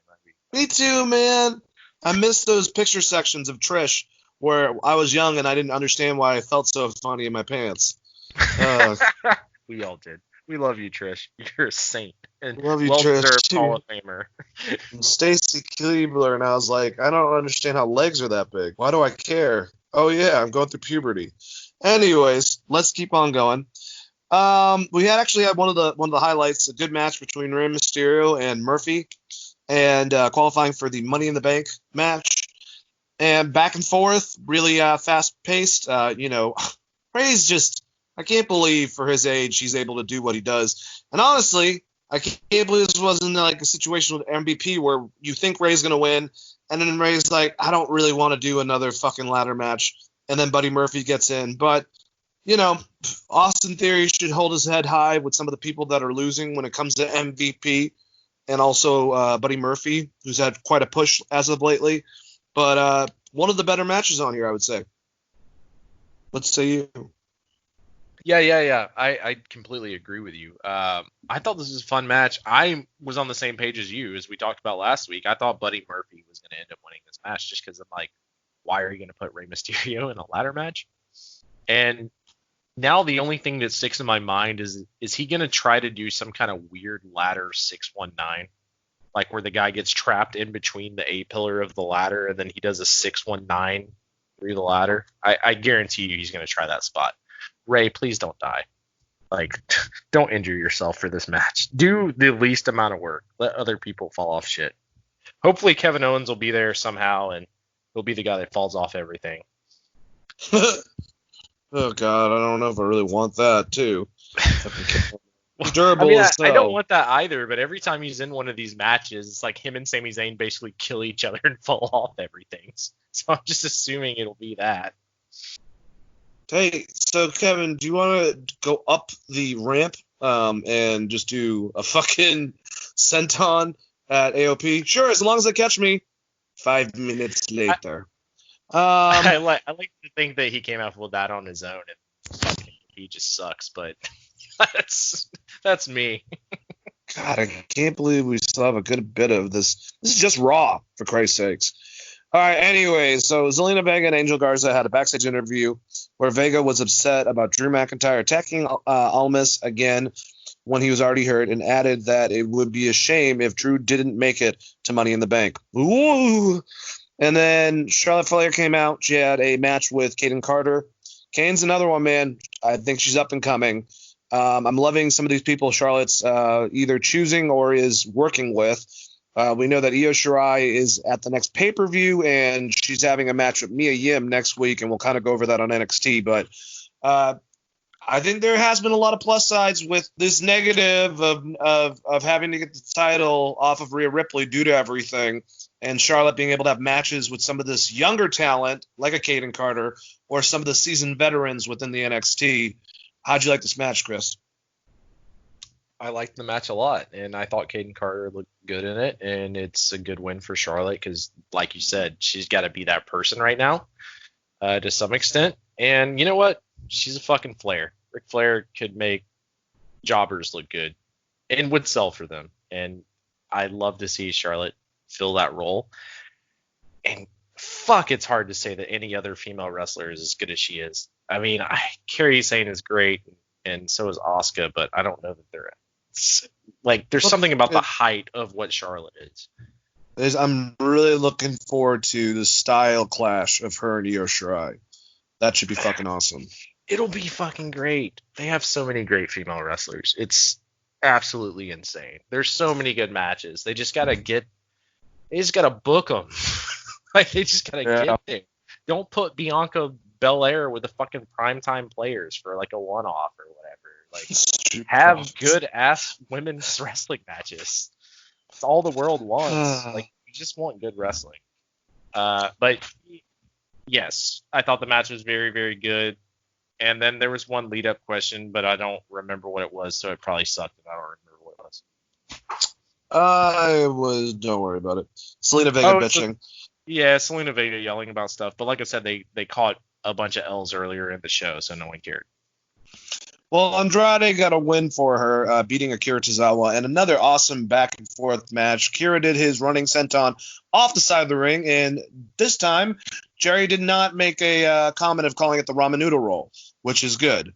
But I will say, in all honesty, on commentary, with Selena Vega and her interactions with Jerry and Byron Saxton, she is really good, man. She is a fucking excellent manager. Her answers are perfect. Like, why would I tell you guys my strategy? Like, shut up. Reminded me of old school heel manager mentality. And Andrade won with the hammerlock DDT off the top turnbuckle. And it looks like they're positioning slowly, even though he lost. Like, Andrade wants to take out Drew McIntyre, and that's how he beat him. So I'm wondering if he, instead of just doing the hammerlock DDT, he's going to start doing it off the top rope, for a reason. But who knows? Both of these guys, man, Akira Tozawa, he is way more agile, as is everyone compared to past generations. But his personality reminds me a lot of Tajiri, and I appreciate his antics. But Andrade, man, fucking good match, good ending. And Selena got her only win for the night out of her 3 competitors. How'd you like this? So I really like the Andrade match, but I think Andrade's incredible. So there's that. The Bianca Belair stuff was fine. It is what it is. I already said I didn't like it, so there's that. And then the Drew McIntyre Angel Garza match I thought was very, very good. But once again, with the exception, we haven't gotten there yet. Okay, yeah. Well, this is just Andrade and Akira Tozawa. And Akira Tozawa we put over last week. I think he's great. He's unfortunately kind of in a role of taking losses right now, but having good matches. Modern Tajiri. Modern Tajiri. Yeah, to some extent. I definitely see those comparisons, like you've said in the past. But yes, I am very glad that Jerry Lawler didn't say some half-cock shit on national TV. How do you like Zelina when she does commentary? I think she holds her own really well. I like it, but I also like her interfering in matches. Yeah, because outside of Maurice, I think her and Maurice, I think, are the best at it. Well, her and Maurice are like actually the best at it. I complimented Maurice so much in the build up to that Cena, whatever his girl, one of the Bellas. Key. Yeah, so that intergender match they had, they really let Maurice be like an old school heel, and there's something about just someone just jumping on the ring and being that old school shitbag heel that's very nostalgic for me. And Selena's able to do it, but also able to hit someone with a Hurricane Rana and really affect the match. So I love her becoming kind of the leader of the group and being on commentary, but I also really miss her interference in the match because it's part of the reason why these people would group with her, similar to Jim Cornette. Like, why would I care? Why do I need this person to manage me? Well, it's because they also fucking can get you a win. Yeah, I agree with you. All right, let's go over these last two matches. Like you were alluding at earlier, we had the Street Profits enter, dance a bunch of Byron Saxton. All right, I will say, cameras come back. They first get announced. It goes commercial. It comes back. Montez Ford is just dancing as crazy as possible. And you see Byron Saxton like doing this little doo-wop jig in the back. And it was the funniest fucking thing because of the reaction of Todd Phillips. Like, what the fuck are you doing, Byron? And that made me actually pop. I was laughing pretty hard. But they introduced Bianca Belair and stuck around for commentating for God knows what reason. And Bianca Belair beat Santana Garrett and pinned her with the KOD. So even if this is a situation where they're going to be hyping each other, she doesn't need hype from anyone. I would like her to be by herself. I'm going to keep on saying that. But she got to win over Santana Garrett. And then basically Drew McIntyre destroyed Angel Garza. There was a little bit of back and forth. My favorite part being when Drew tried to go for the Claymore, Angel jumped over the ropes. Drew grabbed his pants and they fell off. That was pretty entertaining. But yeah, a lot of shenanigans from the whole entire Vega family. And after the match, he hit Garza with the second Claymore to make a point to Selena Vega. Austin Theory got in the ring and Drew Claymored him too. Like Selena Vega's like, go, and he's like, I don't want to go in there. Like, boom, knock the fuck out. I like the last two matches. I especially like this Drew McIntyre. I liked it when he went up chasing them off and then, did the tranquilo right on the fucking rampway. He just looks like he's in his element, and his element is without a crowd. So it's kind of impressive. He's dealing with what he's got. How'd you like the ending to Monday Night Raw? Still not a huge fan of Drew McIntyre in the ring, but I think he is doing well with what they're giving him. And I'm sorry, I did not mean to cut you off, but I completely forgot. So Drew McIntyre has, once in a while, I've seen him, I think more so in the Indies, do a running senton flip where he holds the ropes over it. He did a tope con hilo, and it wasn't the Kenny Omega style, but for someone his size, I thought it was pretty impressive when he took out all three guys doing that. Sorry. Not the biggest fan of Drew McIntyre in the ring because I think he's very slow and plodding, and that's just not my favorite style of wrestling. But he's doing a great job with what they're giving him, and he's made this character fucking work. And that kick was super over with the crowd, and probably even more so now once we're able to get a crowd back in. I don't like that he just ran through this entire group. And I don't necessarily think it's the best idea to position them against him because now fans are just going to see them as the guys that Drew McIntyre kicked the shit out of. So from that standpoint, I don't like it. I like that the pants spot you're talking about and with Angel. And, if you're just trying to make Drew look great, this is fine. But if you're also trying to build a faction, probably not the best idea. But Drew's doing great. And I think Drew is a good wrestler. It's just not my favorite style. Did you expect him to do that jump to the outside, though? Because that completely fucking threw me off. I was like, really? You're going to try this? I was surprised by it, but the match needed a spot. I'm just surprised they didn't have Angel do the spot. So that kind of did blow me away. But if you go back to some of the stuff he did as Drew Galloway and Impact and overseas, he's done stuff like that before. So I'd seen it, but I definitely was surprised they did a WWE match with their champion in front of no audience. So yes, from that standpoint, it was very surprising. Yeah, I definitely didn't see that happening. All right, let's move over to NXT, shall we? And so I guess we got to kind of talk about this. I want to make it very brief. I'm not judge, jury, executioner, as I wish that everyone out there would not be. But we're about to talk about NXT. One of their main players is one of my favorite wrestlers right now, Velveteen Dream. And some allegations got started from someone on Twitter that said that they had received from his fan page pictures of him in the buff, basically naked. And these people were underage. Now, this is such a. I'm not trying to cut down the website, but I know that Ringside News is definitely known for their salacious headlines. TMZ, more style concept. They definitely like to get you with the clickbait. The reason why I said that is because of how they handled the initial report compared to how every major outlet handled it, especially when Velveteen Dream made a comment saying that it was false information, that he got hacked. Remember, Paige got hacked not too long ago from her cloud account, and we all know about that. Same thing happened, and he had nothing to do with this, and he has he has lawyers and people looking into this right now. So there is that. But there is a lot of questionable stuff from everyone. Like I said, all the websites I go to, whether it be the Wrestling Observer or whether it be Wrestling Inc., a lot of those different types of ones that I trust, Bleacher Report, they're not catering towards this as much as the defense of Velveteen Dream and him saying that it wasn't him, he got hacked, and he's looking into it. We got to take it at face value at that, and I'm sure a lot more information.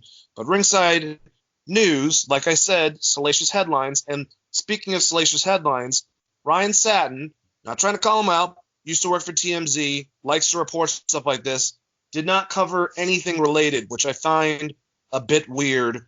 I've heard from other people on the internet that Ringside News.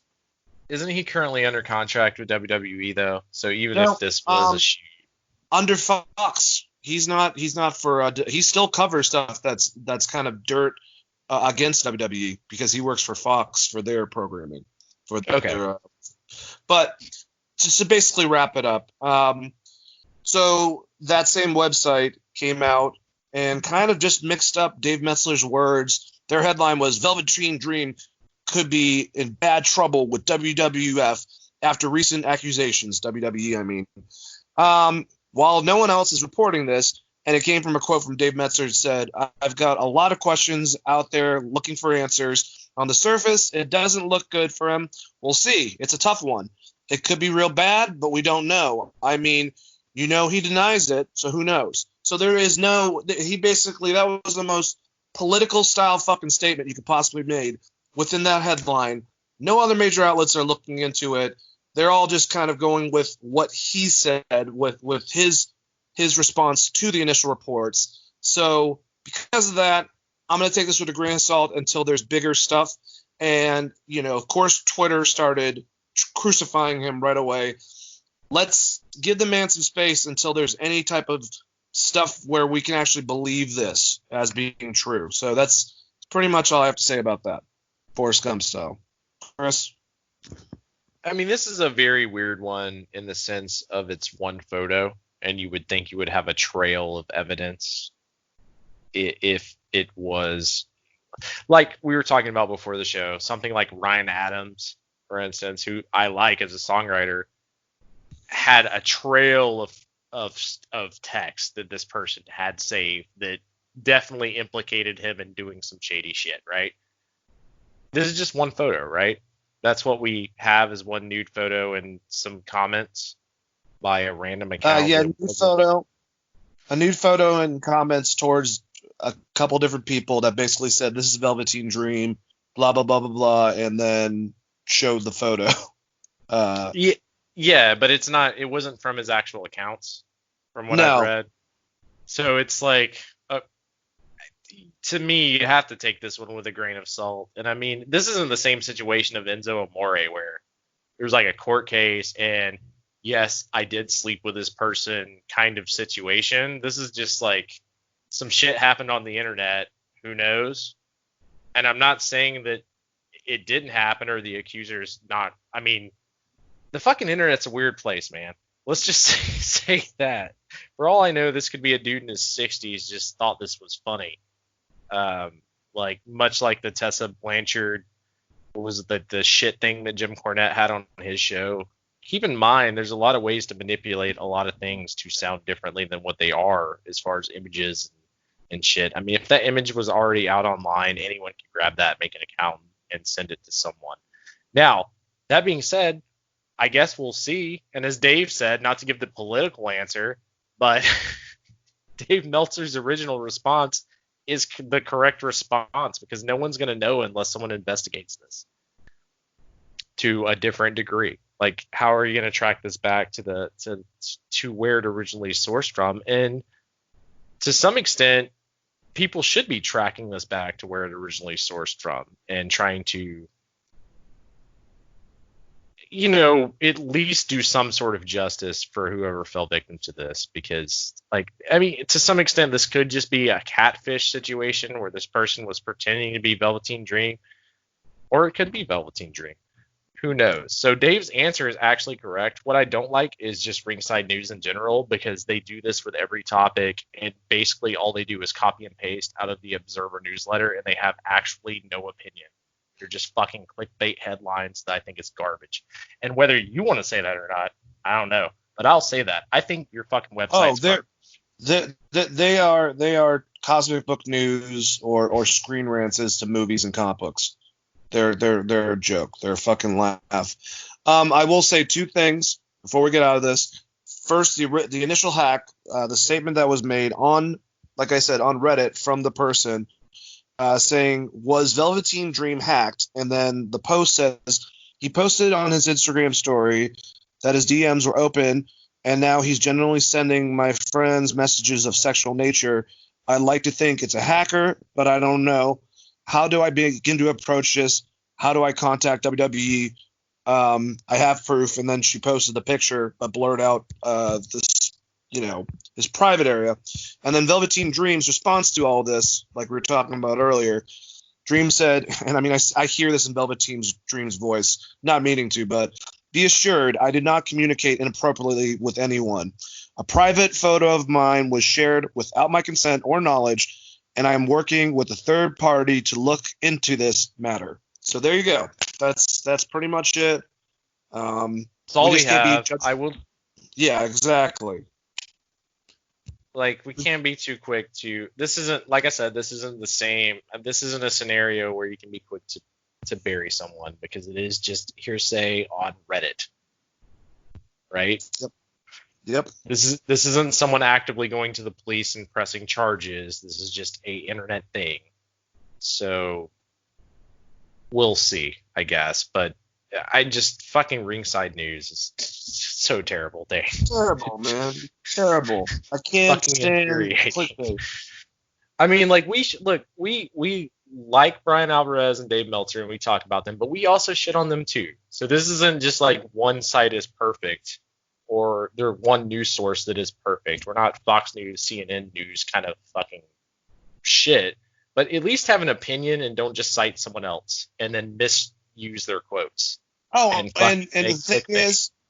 the thing is, I put a higher regard, even if I don't always agree with them, with Brian Alvarez, with Dave Metzler, with Wade Keller, with Solomonster, with Raj Giri from Wrestling Inc. Certain people, they have garnished my respect by positive, either telling something blatantly like this is a rumor, but blah, blah, blah, blah, blah, or just being honest and being sourceful and actually being able to have credible information that they back up.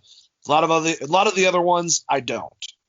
And also Bleacher Report. I'll give Bleacher Report's writers some kudos, and Uproxx. But they pretty much just take the news and kind of recycle it too. So, I mean, I will say this for anyone that's listening that is a wrestling writer. Wrestling fans just love wrestling. You don't need a salacious rumor. You just fucking say, like, look what Velveteen Dream did. And then every Velveteen Dream fan will just click on that. Like, that's wrestling. I just obviously, my biggest thing is I think that he's got so much potential, and I wouldn't want a thing like this that ends up not being true to fuck it up because WWE gets, kind of worried about it. That's my biggest thing. Yeah, that's definitely a huge thing, but I also don't want his ring rust to fuck up his run currently.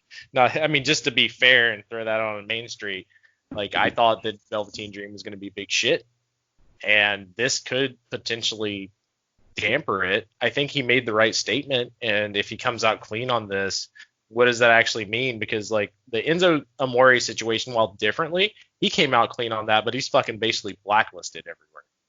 Yeah. And he does run his mouth a lot more, but, like, you get what I'm saying. Like, it's one of those things where if it happens to you, then it's not good. I'll agree. Oh, we did need to cover that a bit, but just not act like that shit's not going on. So let's start off NXT. The episode opened by addressing the incident revealed on the NXT Twitter account. So pre-film stuff, Finn Balor's actually not here anymore. He's over in Ireland. So they had to do what they had to do. Just weird that they publicize this ahead of time. Try to show us on something as small as Twitter that he's not going to be there. But either way, Finn Balor's belongings were ransacked in the locker room. Everything was destroyed. No one knew where the fuck Finn Balor is. Maybe those luchadors kidnapped him along with Raul Mendoza and DJZ. Probably not. Velveteen cut a promo on Balor, his scheduled opponent for the night, and who was nowhere to be found. Adam Cole entered the venue, accused Dream of trying to weasel his way into a title shot, and said he would never get one. The Undisputed Era attacked Dream from behind. Bask in his glory. Keith Lee ran and saved Dream, and all the men brawled. The segment ended with Lee and Dream in the ring and the Undisputed Era on the retreat. And that would set up the match at the end. How did you like this opening? And the interaction that I think a lot of us have thought would be pretty cool between Velveteen Dream and Keith Lee. I love the opening. Man. It's I just don't know where do you think they're gonna go with this? Where Keith Lee ran in and saved Dream, right? So does this just equate to a tag match to lead up to Adam Cole? But I get that they're a limited roster, but where's the story go? Dude, you got me because this ended up with the tag match at the end, but Keith Lee got taken out because Undisputed Era thought they were being smart. And then of all fucking people, Samuel Shaw, a.k.a. Dexter Loomis, ended up helping Velveteen Dream because he has some unknown vendetta against the Undisputed Era. It's all over the place. And with Finn, I guess he's not over in the U.S. right now, so I guess he's not going to be on for a minute. Strange. I mean, all right, I'm trying to remember because I don't have the notes right up in front of me, but didn't they do something with Finn's, like, locker, basically?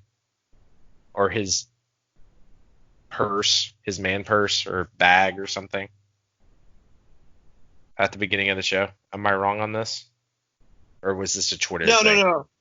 No, you're right. At the beginning of the show, it's because, like I said, Finn is the last episode was pre-recorded from beforehand when Finn was still here. I think he went back to Ireland. I'm almost positive, and he's not going to be over here.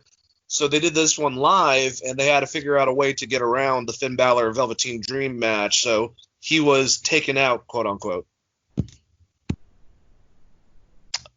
Yeah, maybe just say he's not available. Just be honest with your audience, man. Is it really that hard to do? Well, you've already been honest with your audience. Didn't Triple H come out and go, hey, it's Triple H. During this time, we're still going to provide entertainment.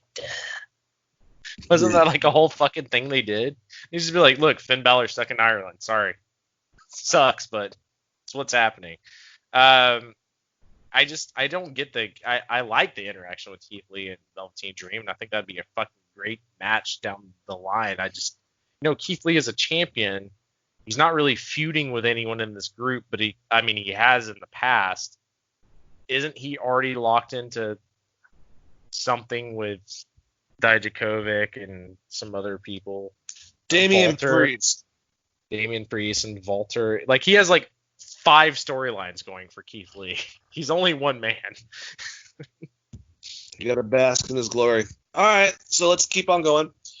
Ronquel Gonzalez and Dakota Kai went against Shotzi Blackheart and Tegan Knox, and Gonzalez beat Blackheart after hitting a one-arm powerbomb. So this just keeps the feud going. Tegan didn't take the loss. Shotzi can kind of get it. Raquel's basically Dakota Kai's Diesel, so she got a win. She's doing that cool one-arm powerbomb thingy. But this only has so many miles in it, so we gotta figure out where we're going with Dakota Kai versus Tegan Knox. Do you agree?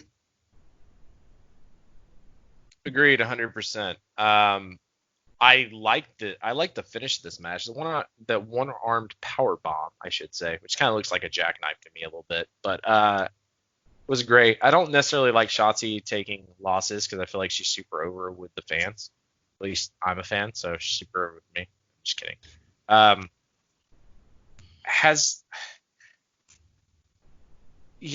thought the match was pretty fucking good, honestly. I'm just trying to figure out where the end goal is. Still Dakota Kai versus Tegan Knox. Why do they do this on NXT so much where everything is a tag match? Is Teddy Long in the back saying holla holla holla?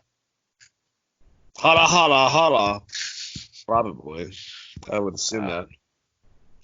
All right, so we got told that the main event, like I said, was going to be Keith Lee and the Velveteen Dream going against Adam Cole and Roderick Strong.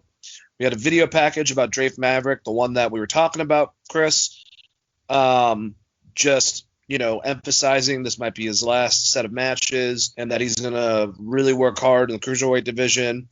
And it was a package about his career, basically. That's why a lot of people found it strange that if he is leaving, they would kind of do this, but at the same time, doesn't make a lot of sense. How did you like this package with Drake Maverick? So, for the most part, we kind of already addressed my feelings on this, so I'm not going to spend too long on it, but it's one of two things. Either they were too lazy to edit the taping that they had already done, or they're going to use Drake Maverick in some way if he wants to resign. It could be either at this point. Who the hell knows?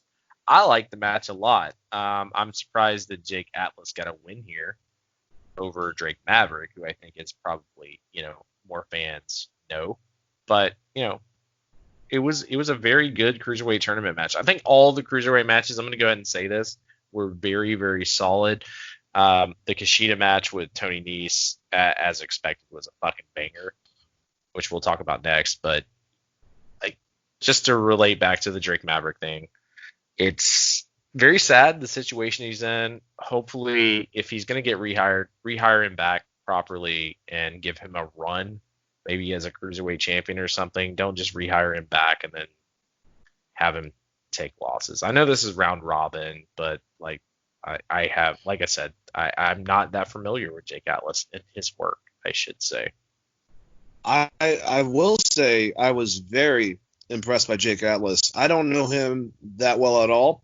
I know that he is a very openly gay man, and I think the first one in NXT.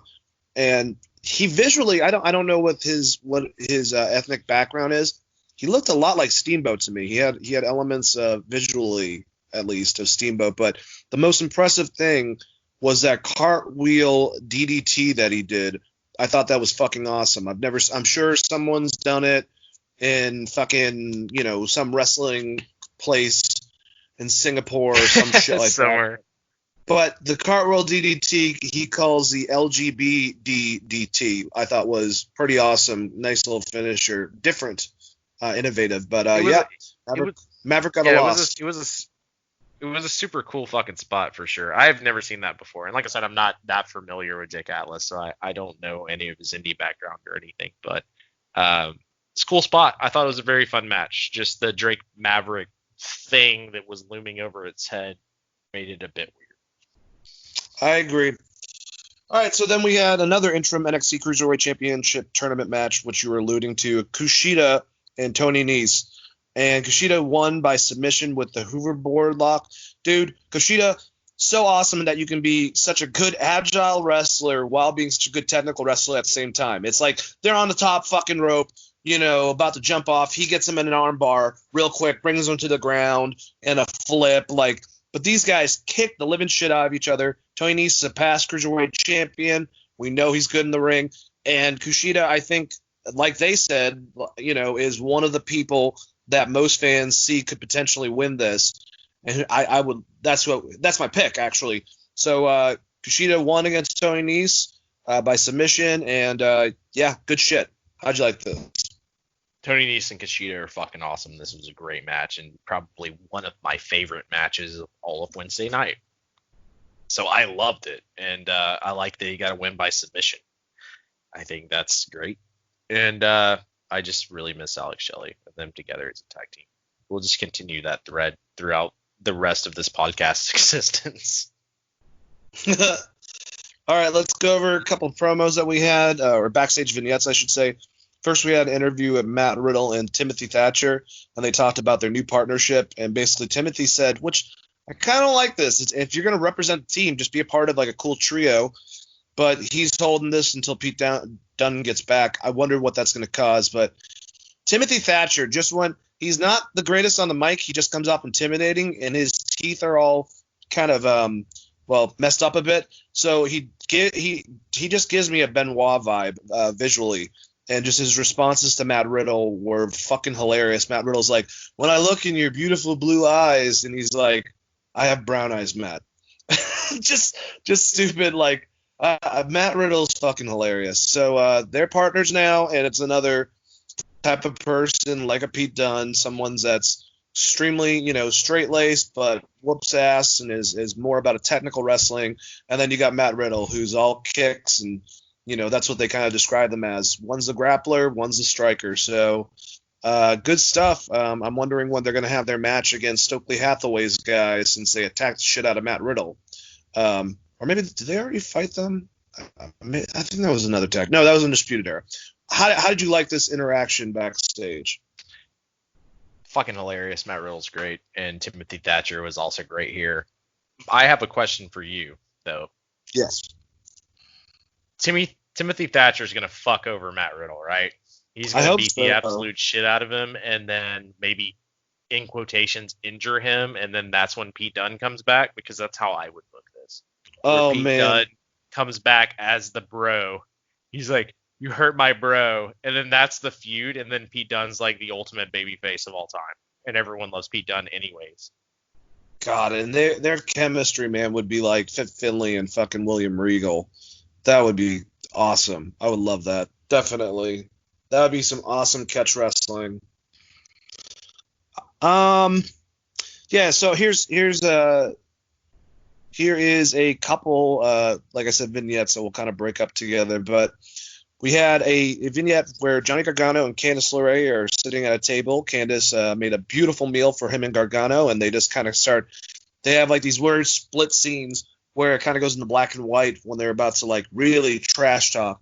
But basically, their goal is to be the first women's heavyweight champion and men's heavyweight champion at the same time. And I don't know how I feel about this. They're gonna have to work on it because they're both such good baby faces. But I like the purple in Candice LeRae's hair. I just don't know if the segment itself made me really care about it. We had another video package hyping up Io Shirai going against Charlotte Flair for the NXT Women's Championship. That was pretty awesome.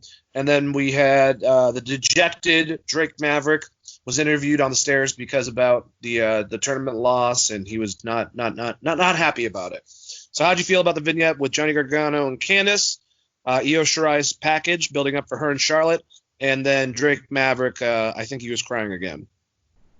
I was laughing when you said beautiful dinner with Candice LeRae and Johnny Gargano, because for whatever reason I pictured you as Matt Hardy going, yes. Yes, beautiful. Uh, I think that promo is fine. I just don't know where they're going with either of those characters. I'm not sure that they know either, but it's okay. I'll say that. I want to give them time to flesh that out a little bit more, but nothing about it was bad. I mean, it's just it was like a dinner scene, right? So it's whatever. The Io Shirai Charlotte Flair package I like a lot. I think they're really good at this. This is something that like the main roster needs to get better at is their video packages. Like they need to channel their inner like Rock versus Austin with Limp Bizkit in the background video packages that they used to have back in the day. But like I think these video packages on NXT are great. I like this, and I'm really excited for that match. And then the Drake Maverick thing. I mean, I think we buried it at this point. We talked about it so much. So as far as the interview goes, it was fine. Yep, I agree. All right, so Mia Yim defeated Jessie Kami. After the match, Flair entered and asked Yim if she accepted her offer for a title match. Yim said she would be honored. They talked about, Charlotte talked about how much Mia being, more of a veteran, obviously being Jade and Impact previous, really took her under her wing and helped her out. And Flair thanked Yim for helping her make her or become a star, and that she was a great in-ring hand, which is a backhanded compliment in wrestling if you didn't know that. And that she would love to make her a star next week. So it was kind of Charlotte being a dick, but doing her own thing about it. So that should be an awesome match. Are you excited about Mia Yim versus Charlotte Flair? I am to some extent, but is that match ever going to happen? Because you could just put the title on Io Shirai and then move Charlotte back up to the main roster because they need her on the main roster. And I think we talked about this last week. I'm not 100% sure that Charlotte Flair is not going to lose, and then Mia Yim might just get left out to dry for a little bit. Yeah. But Charlotte versus Mia, yeah, fuck, that'll be good. Be a good match. Especially, I think the Charlotte promo was, I don't know if it's last week or the week before, where she specifically mentioned like Mia and her upbringing and background and played into that character. Which, by the way, Charlotte's fucking amazing once again. That would be a good match. I'm still weird on Charlotte because I don't like, is she a heel? Is she a babyface? She's fighting Mia Yim in theory, who's a babyface, and Io is supposed to be a heel. And what is Charlotte? Just the best. Charlotte, man. Yeah, Charlotte's just Charlotte, I guess. Yeah, I'm excited about that too.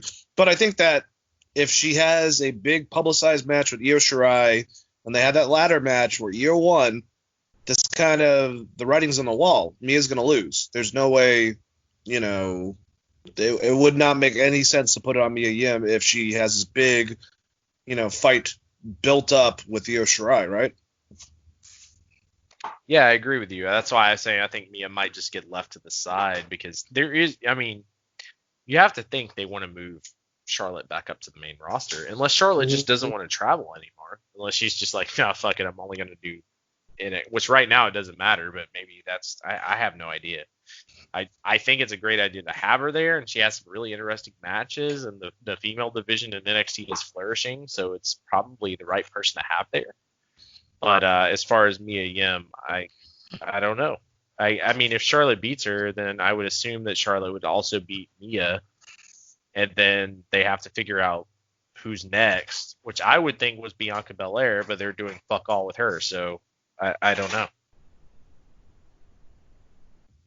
Well, someone I don't think they're doing fuck all with is a new wrestler, a part of NXT, a veteran for AAA, MLW, Impact, El Hilo del Fantasma, a.k.a. also in Lucha Underground, King Quierto.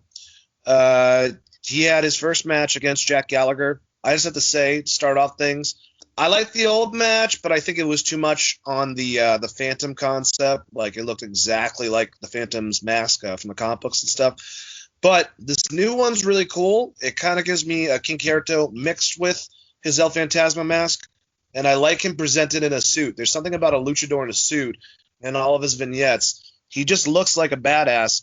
And just like King Kierto, he's not the biggest dude, but for some reason the gravitas he gives off makes him seem like that much bigger of a wrestler. But he went against Jack Gallagher. They had a good match. Jack Gallagher's got this new tough guy tattooed everywhere thing going, but he lost, and El Hilo Don Fantasma picked up the win. So good stuff. Good showing for this new NXT roster member that I'm very much looking forward to. Chris, how'd you like this match? Very much looking forward to him as well. And I agree with you. I think the mask is great. You just channeled your inner Brody Lee. You're like, Lucha should have suits on.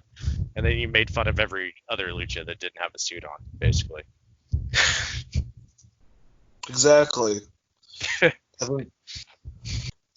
Probably exactly what it is. All right, so Yim and Flair for the NXT Women's Championship and Lee and Priest for the NXT North American Championship were promoted for next week. We saw that during the commercial, the masked men who have been kidnapping people in the parking lot tried to abduct Phantasma, but he fought them off, and I thought that was pretty awesome. Like, no offense to DJZ and Raul Mendoza, but this guy's like, no, man, I'm too much of a badass. So I think they're building up pretty strong. How'd you like that segment? I thought it was really, really good, honestly, and I like Phantasma a lot, and I'm excited to see where that goes, even though I'm not necessarily a huge fan of it always being Lucha versus Lucha in WWE. All right, our final match, Velveteen Dream and Keith Lee going against Adam Cole and Roderick Strong. Right off the bat, Priest attacked Lee because they're having a match next week for the title, hurting him enough that he was taken out of the match. Dream began to wrestle essentially a handicap match against both Adam Cole and Roderick Strong. And out of nowhere, Dexter Lumis appeared on the apron during the match and stared silently at Dream. Dream eventually tagged Lumis, and the ref allowed Lumis to compete. The match ended after Dream pinned Cole with the Purple Rainmaker for the win. Dream's got a win over Adam Cole. That's one thing in this. Dexter Lumis, he's got this weird obsession that was shown when he showed up at the last match with Undisputed Era. What the fuck's going on with that? And I never thought that he'd be positioned in some ways, I guess, as a babyface in this. What is Dexter Lumis' intentions? He is becoming one of the most intriguing wrestlers on NXT right now. And those style wrestlers usually do well for themselves. But just interesting with him and Velveteen Dream celebrating at the end. How'd you like this match? And where do you think they're going with Dexter Lumis against the Undisputed Era? So I thought the match was very, very good. I will say the Dexter Lumis character is intriguing to the standpoint of what you were kind of alluding to. We don't know where he is. Like, is he a good guy? Is he a bad guy? Is he going to come out next week and murder Velveteen Dream? Like, it doesn't.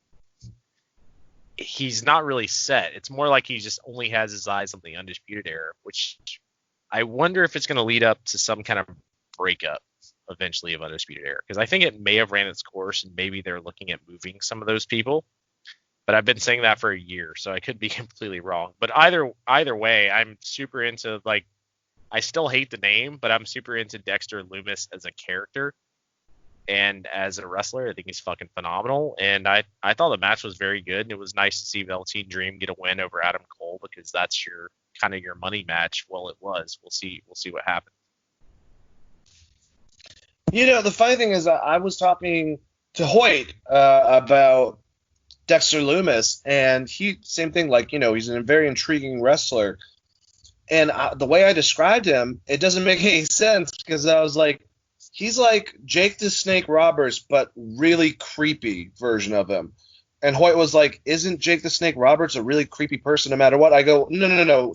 He's like unhinged. And he said, well, Jake Roberts is unhinged. And I'm like, no, motherfucker. This is Jake the Snake Roberts stylistically, like that same type of way that's methodical that he kind of does in the ring.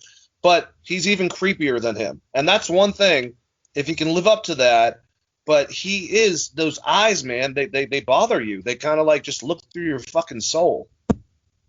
Yeah, I mean, Jake the Snake always just came off like a Texas badass you wouldn't fuck with in a bar to me. That maybe goes to some weird church that has snakes. No, he As didn't have that opposed like to Bruiser Brody style look to him, or Cactus Jack, or Brian Pillman, when he was a loose cannon, like that type of something's wrong with me sort of look.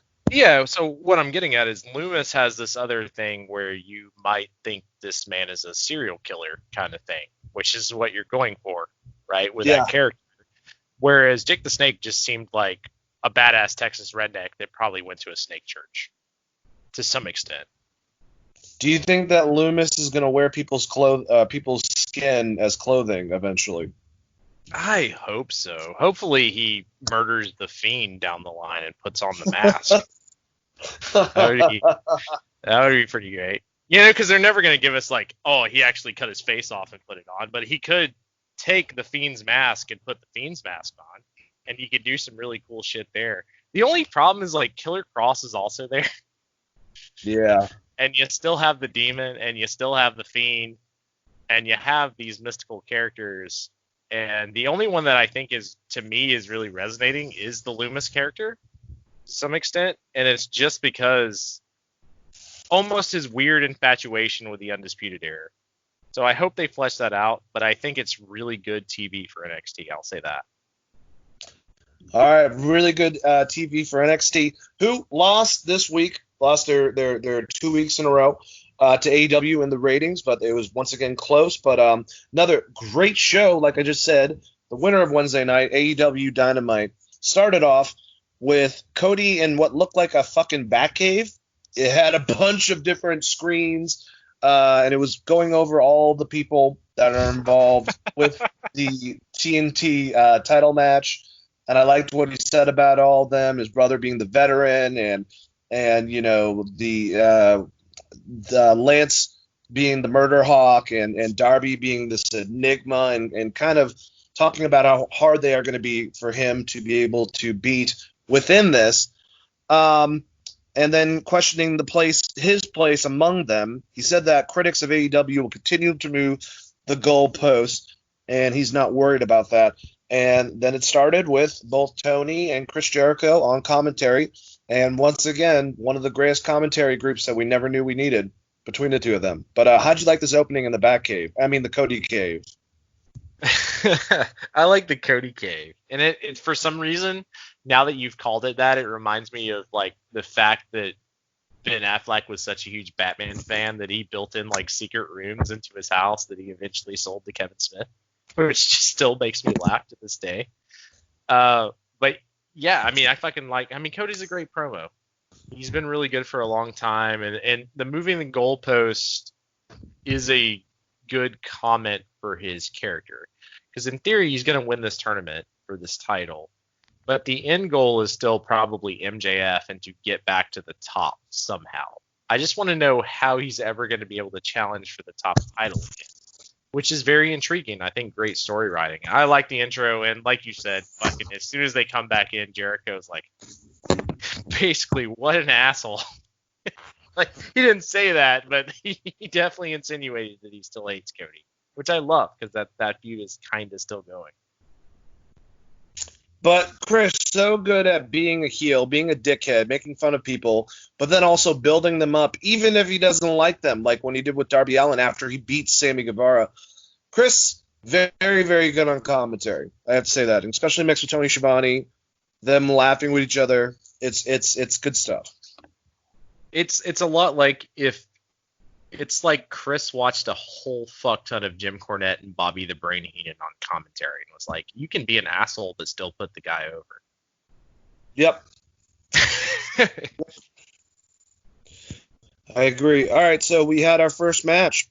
Darby Allin going against Sammy Guevara to move on to the TNT Championship Tournament match.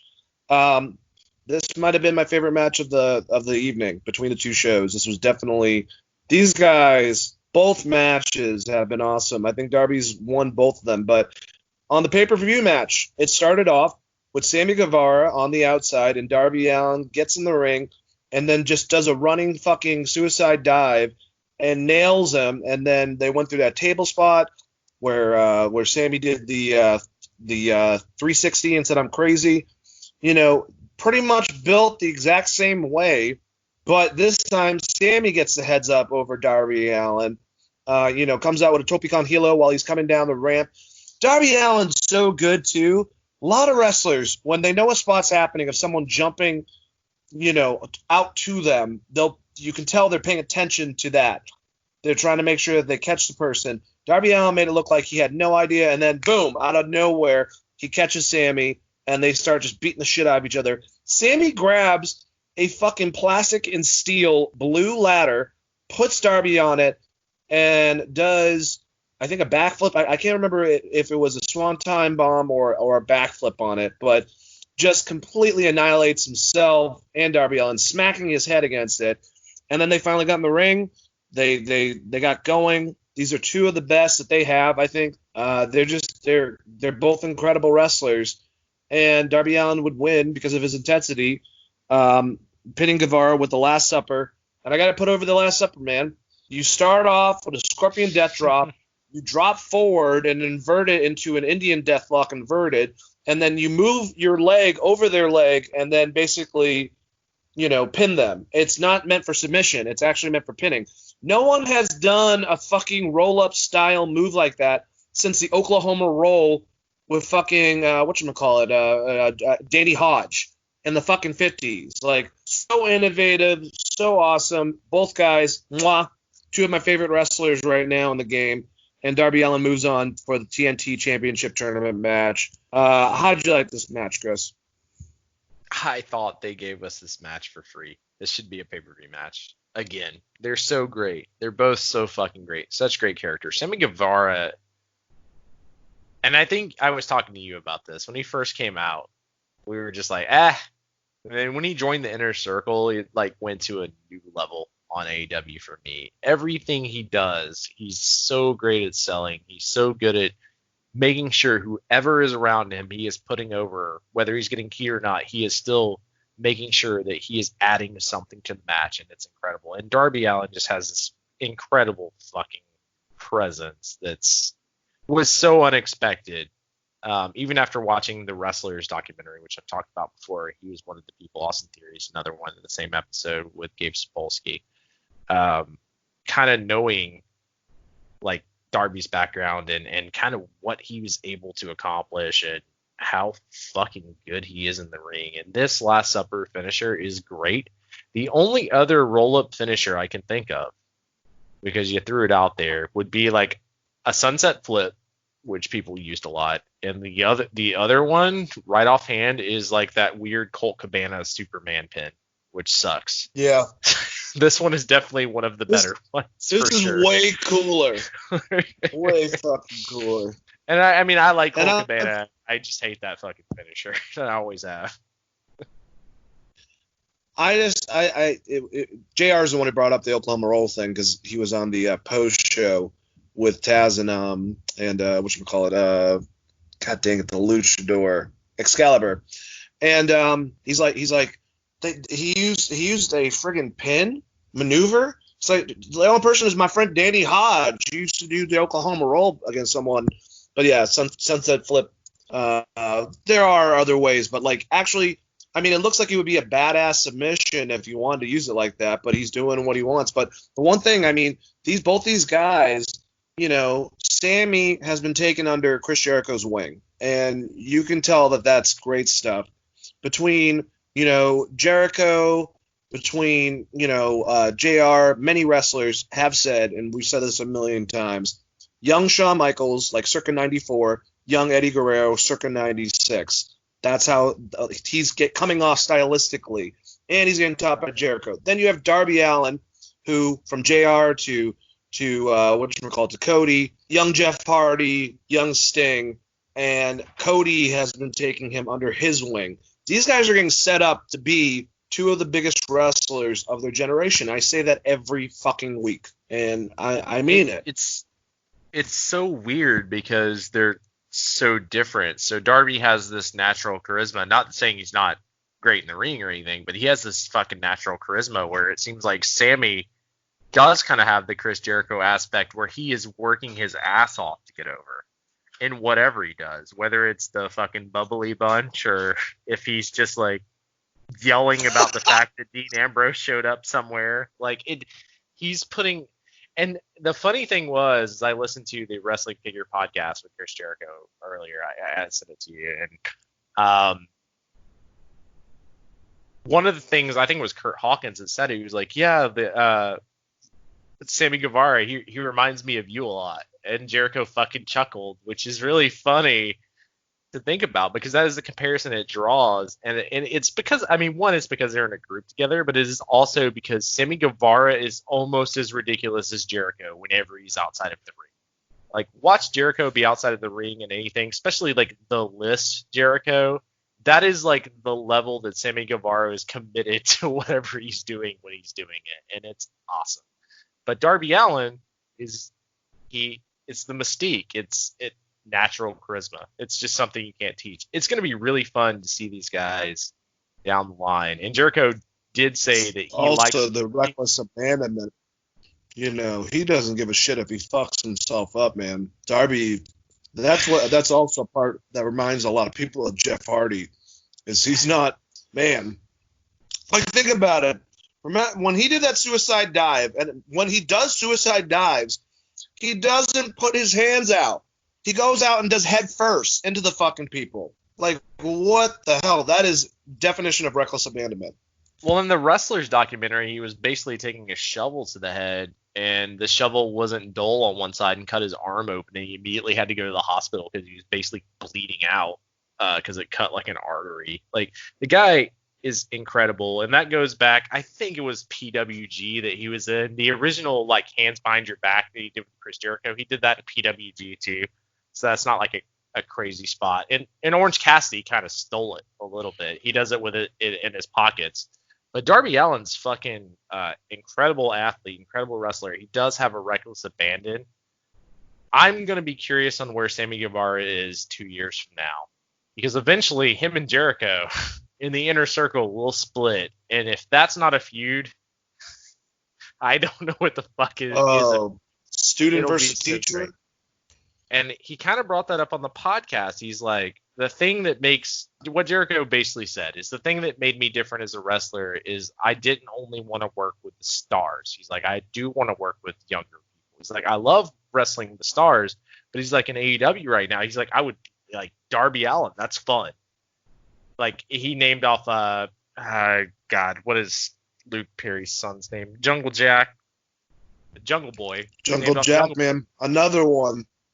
And he named off a bunch of young people that he wants to work with. So if the end goal is like Sammy Guevara and Jericho have a feud, or Darby Allin and Jericho have a feud, it'll be great. And right now they're doing the Matt Hardy thing. That's going to be really fun too. Like, we're going to get, in theory, Matt Hardy or broken Matt versus Sammy Guevara, and then normal Matt versus Jericho. Who the hell knows? I guess we're getting into that next. Yeah, that's the craziness. All right, so like you said, Matt Hardy cut a promo on Chris Jericho from his compound. He started his broken Damascus persona and then became the regular Matt Hardy and cut a normal promo on him. And basically, like you were saying, like, you know, saying that he wants to take on Sammy Guevara if Chris Jericho, the whole of ass or whatever the hell, would not be able to make it, but just jumped to the Matt Hardy and kind of said, like, him and Chris Jericho, they've had heat before, they've been friends before, they broke bread, but he's willing to kick his ass if he has to. And this kind of reminded me of, and Taz, it sucks, he remembered trying to ask this question, JR had to leave early, but he wanted to ask him, like, does this kind of remind you of the Three Faces of Foley? And the fact that we're allowing this guy to kind of have different personas, you know, on the same segment, I thought it was awesome, and I'm really looking forward to this, whatever they're doing. What if it's Spanish God versus Brooke and Matt Hardy, or Matt Hardy versus Chris Jericho on the compound? Should be interesting. It's such a great promo, and the thing that makes me like it even more is it's a good Matt Hardy, not broken Matt Hardy promo. It's a very old school wrestling promo that Matt Hardy cuts, but it's great.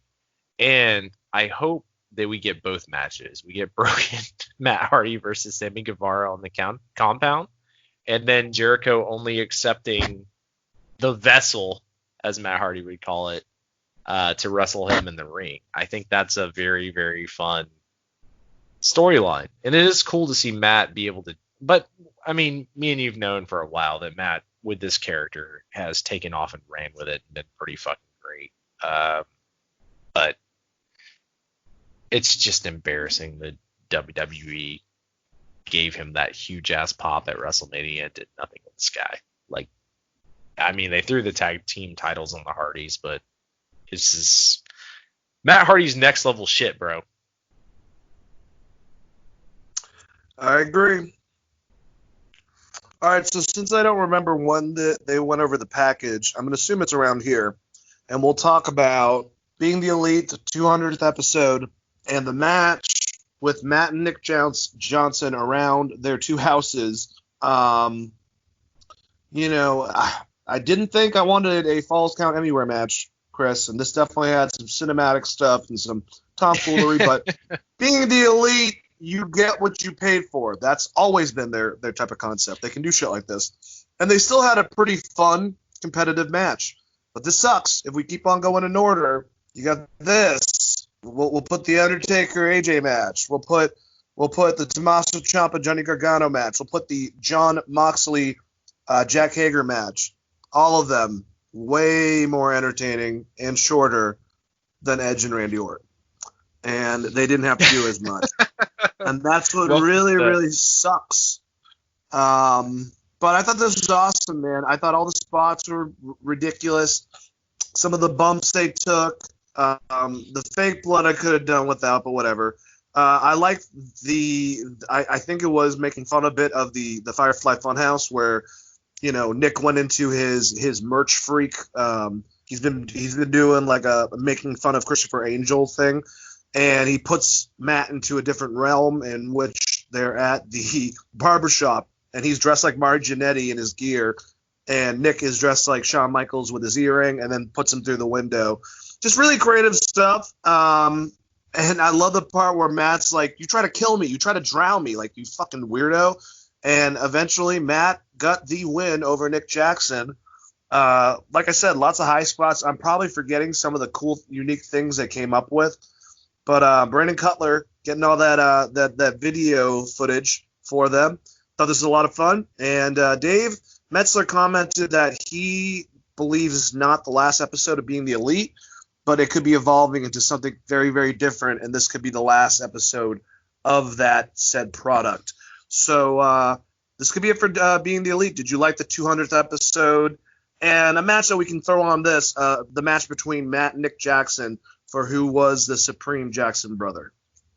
I still don't know who the Supreme Jackson brother was. It was a great match. It was really fun to watch.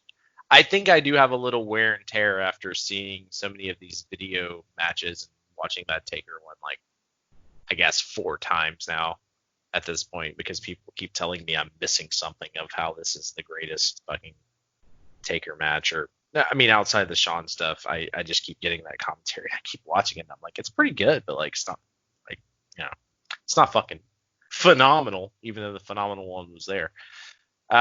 So there's a little bit of, I guess, just I'm tired of that to some extent.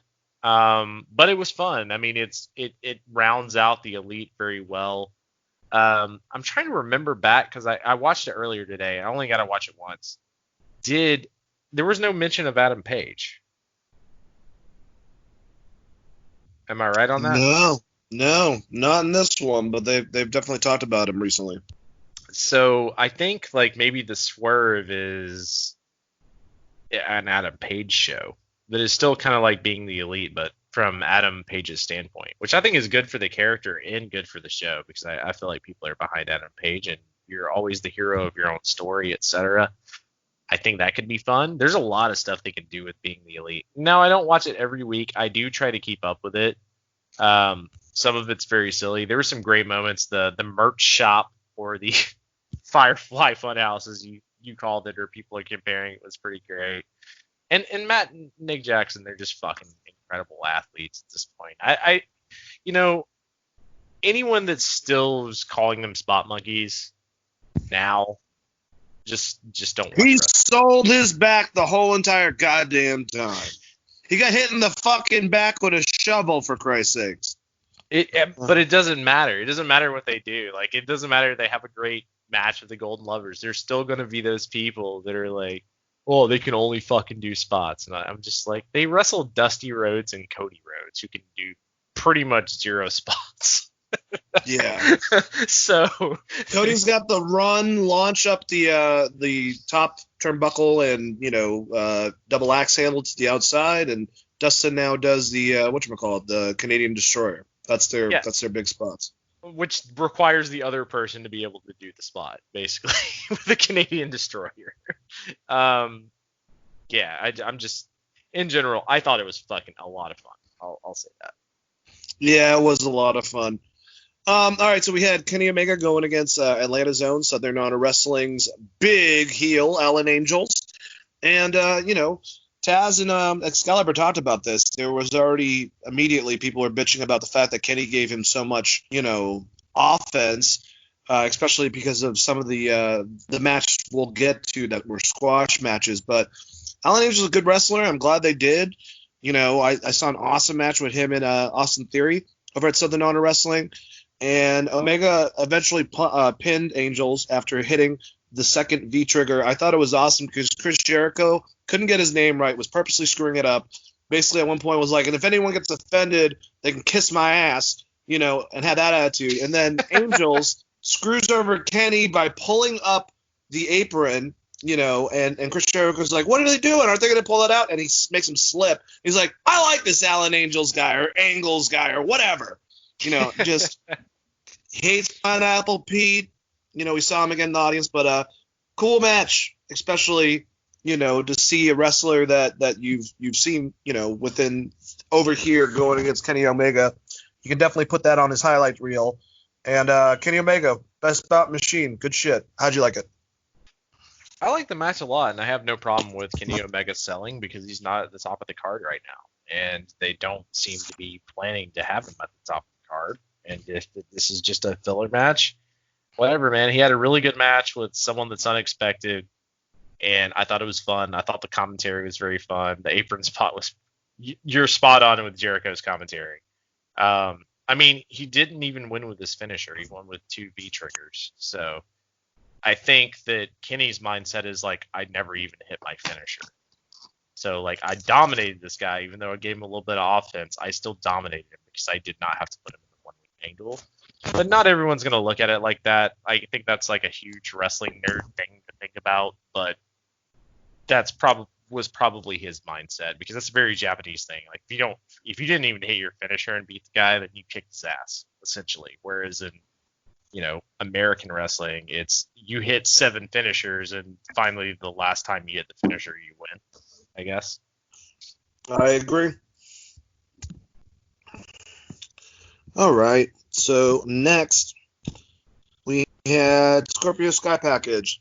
Just going over the history of wrestling with him and how he suffered a pretty bad back injury, but miraculously, he started feeling better and better, got in the best shape of his life, and then joined SCU. And once again, man, Scorpio Sky, I think, is going to be a future champion within here. And then we had Cody listening to Dustin Rhodes. This was on the road to, I forgot what the pay-per-view is coming up, but their other YouTube station where Dustin basically says that if he can't beat Kip Sabian, he's quitting, and how it'll be such a big deal for him at a pinnacle of his career to win the TNT championship. Just making his brother feel bad, and that's what Cody basically felt. How'd you like these 2 segments, Chris?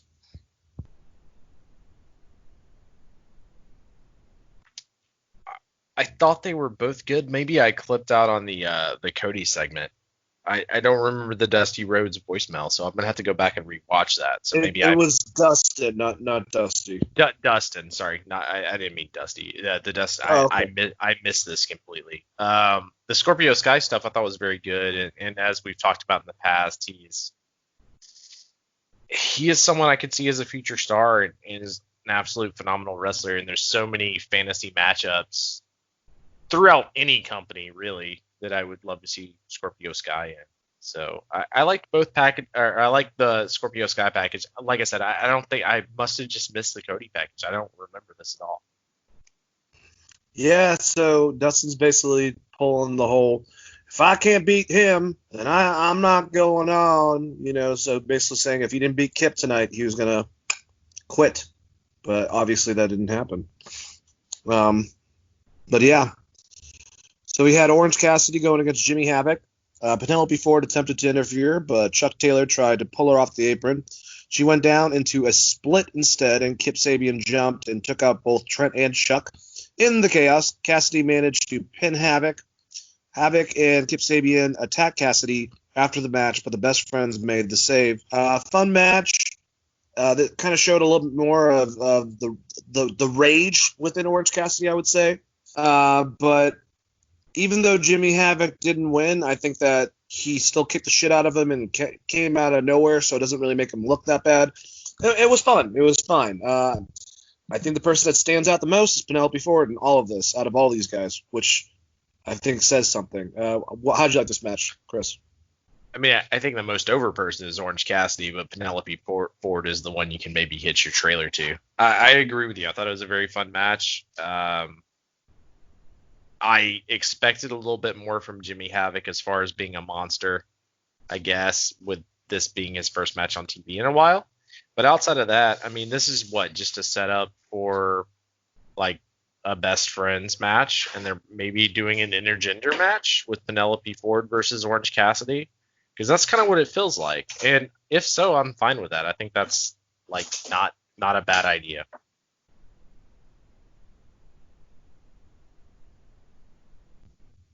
So now we have Mr. MJF, who appeared in front of his house and said he would explain why he hasn't been on wrestling at AEW Dynamite.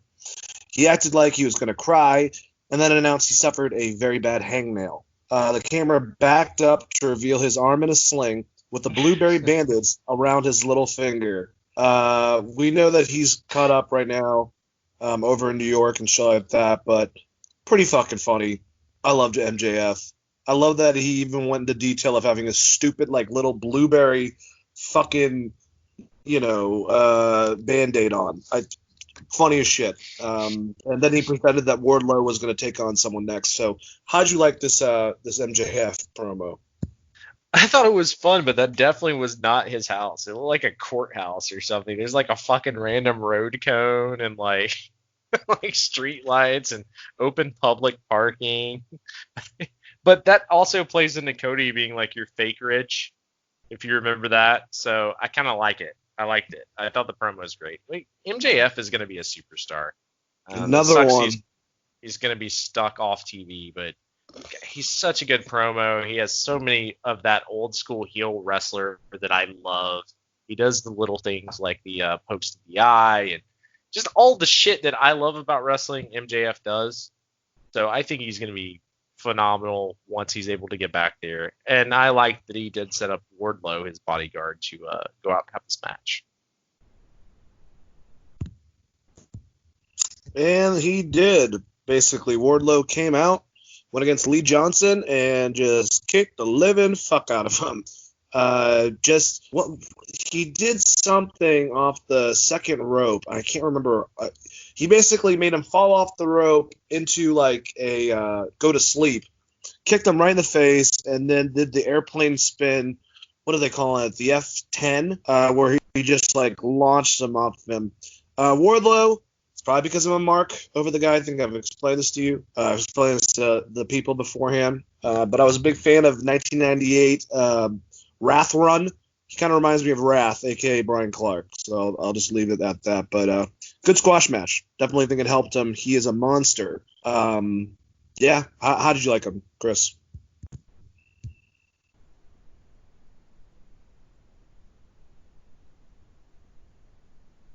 Christopher. Sorry, the mute button wouldn't work there on Skype. Apologize for all you guys. I like Wardlow in this match. I mean, obviously it was just straight squash, but they haven't really given us a whole lot outside of that.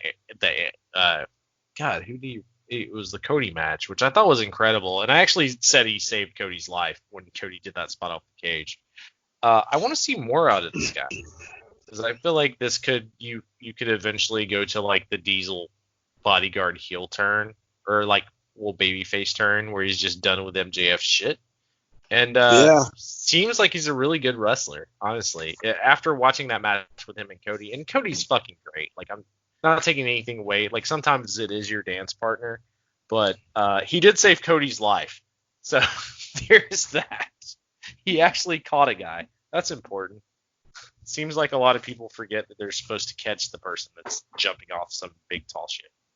Or if they're going to throw them like a rag doll, make sure that they do it properly so that they don't hurt themselves like Nia Jax. Yeah, I'll take another shot at her.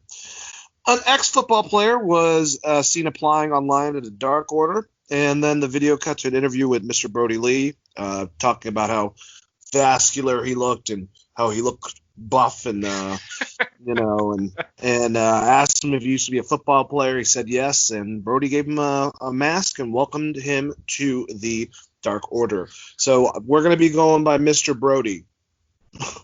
What the fuck? All right, I'm stepping all the way into it. Just keep on doing it. Brody Lee defeated Justin Law.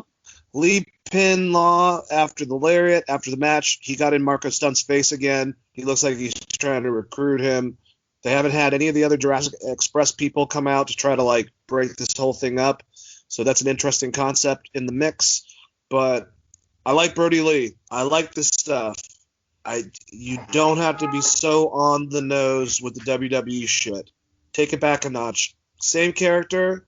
Don't have to have every vignette have something to do with a Vinceism to me. What do you think, Chris? To some extent, I agree with you, but I feel like Vince deserves the roast this week. So, son of a bitch. But I mean, the thing about doing this is the same thing WCW used to do, where when you point the aim at the competition, it makes people look up the competition. Yep. So continuously doing it, how long is the storyline going to last? Are you going to do it forever? And what does that mean for you as a character? That your character is based on a character, essentially. Because Vince McMahon is also a character to some extent. The vascular, all of that stuff is like Vince McMahon promos. So are you just like a bootleg Vince McMahon to some extent? I liked it. I thought it was funny. But I also get what you're saying, where you don't need to be spot on all the time. And you don't need to always bring it up. We get it. He's supposed to be an evil McMahon, essentially. But you don't have to drive it home so hard. And it's not the same kind of comedy to me that works as like a Matt Hardy or Jericho. This seems like a written thing where a bunch of people get in a room and just shit on Vince McMahon or something. Yeah, kind of agree with you. All right, so a backstage interview, Best Friends challenged Kip Sabian and Jimmy Havoc to a tag team match. I like how this happened because Trent Beretta was like, well, I want to fight Penelope, but of course I can't do that. So instead, we want to take on Kip Sabian and Jimmy Havoc. It's like, all right, Trent, I was glad you got yourself out of that one. And then we have the new addition, Chris, of the Bubbly Bunch. Sammy Guevara was feeling down about the Inner Circle's recent loss, but the rest of the group encouraged him to be positive. Jericho suggested that they dance to cheer up. Santana suggested the Flim Flam, which is a big, popular thing on TikTok. Stuff that Flim Flam, TikTok, I don't know any of that shit. Anyways, and Jericho said that whoever did the best job would get a bottle of hand sanitizer as the prize. Then they all danced. Jericho was mad that Sammy clearly won the contest, but he showed off by doing a backflip and throwing the hand sanitizer at the screen of the phone and saying, basically telling him to fuck off. He was very angry about this whole entire thing. And I love the detail of in the bottom corner, it doesn't say TikTok. It actually said, this is not TikTok. So pretty funny shit. I don't know anything about the Flim Flam, but, I thought it was hilarious. How did you like the Bubbly Bunch episode? Enjoy your sanitizer, Sammy. So dumb. Jericho's the best. I thought it was fucking great. I mean, I wanted more Matt Hardy references just because that's what they're building to, but outside of that, it's just entertaining, and Jericho was amazing the entire episode. He's really put AEW on his back, him and Cody, to some extent, and they've both been fucking incredible. And it just further proves that, like, slowly but surely, Chris Jericho is going to creep into everyone's number one of all time if he just keeps doing what he's doing. He's great, man. So we had a Kip Sabian Dustin package before the match to find out who would advance in the tournament for the TNT Championship. And we had Dustin Rhodes going against Kip Sabian for that said championship. And basically Dustin Rhodes put his career on the line. And it was a lot of Penelope trying to get involved, but Brandy stopping her for a majority of it. But finally, Rhodes pinned Sabian with the code red after Sabian was distracted by Penelope Ford's fight with Brandy Rhodes. And, Dustin Rhodes moves on. Kind of saw that coming a bit, but, cool for aspects of we might be getting him and Lance Archer. We might be getting another match with him and Cody. It just all depends, basically. So excited about that. How'd you like the last match and the ending to AEW Dynamite, Chris? Well, I'm glad that now that I know it was a retirement match and Dustin Rhodes won, which brings a lot of importance to the match, which I guess just missed. Thought it was very good. Dustin Rhodes still hitting Code Red or whatever we want to call it is still pretty great. And I want to know where the Penelope Ford thing is going. I guess that's the biggest question is she – I feel like she eventually breaks away, right? She can do splits. She can do splits. Is that what you said? She can do splits. Okay, well. I feel like she has to eventually break away from that group, right? Or am I crazy about that? Or I don't know. The match itself is really good. Dustin Rhodes continues to put out good matches. Kip Sabian, I feel kind of sad for because he's being overshadowed by Penelope Ford in a lot of ways, and maybe that's not what they actually intended. It's true. Definitely is true. All right, so real quick, just to wrap up stuff, we're not going to go over SmackDown, guys. There wasn't a lot of stuff. I will say that King Corbin, unfortunately, went over Drew Gulak for qualification for the Money in the Bank, so he'll be in that. And Lacey Evans beat Sasha Banks, which I don't think a lot of us saw coming. And Lucha House Party beat The Miz and John Morrison to advance for a title opportunity. So those are the crazy stuff. And at the end, we had a cool segment with Triple H for his 25th anniversary. Really humorous. Vince came out. Flair was over the phone. And Shawn Michaels was all in there. And after Vince came out, started crying, then started cutting Triple H down and then said, all right, that's it, and started cutting the lights. And Triple H is like, wait, that's it? That's how we're going to end this? Wait, is that the sound of crickets? And Shawn goes, yeah, like your career. And that was it. I thought it was a really funny way to end SmackDown. I'd recommend that. It wasn't that big of a show other than that, honestly, and the wrestling was all right. But I don't know. Did you get a chance to check this ending out? How'd you like it? I did, and I thought it was very, very fun. And it's almost like the boys eventually invited Vince McMahon into the clique, in quotations, which is kind of great. I loved it when Ric Flair said, hey, make sure to watch out for Shawn Michaels trying to super kick you at the end of the segment. And Shawn's like, I don't know what you're talking about. Like, that was pretty funny. Yeah, and I mean, Vince, like, over-exaggerating crying was pretty good. I mean, Vince is still a good TV character to some extent. He also said that Bayley was off the hook with the This Is Your Life segment. He was giving Triple H shit for that and the Katie Vick segment. And that was like, had nothing to do with Bayley. So that's good for Bayley that has nothing to do with that terrible segment. But either way, it was there. I would definitely recommend you guys watching the ending with Triple H. It just sucks that it was not in front of a big audience, and that was it. I mean, I will say the reviews of these are either scathing or loved it. because the PW Torch review was like, this was awful and WWE should never do this again. The Uproxx was like, WWE has done a lot of bad and boring things, but this is one of the worst.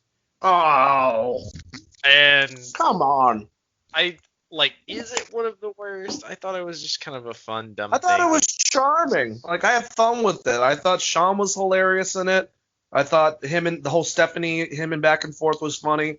Some people need to and the fact that Triple H made fun of himself the most, and and he was literally, they played crickets after they shut all the lights off. I thought it was hilarious. But, I mean, whoever wrote this has apparently never seen the fucking gobbledygooker, and the fact that was built up for 5 months, because WWE's done a lot of bad things and boring things, but this is one of the worst.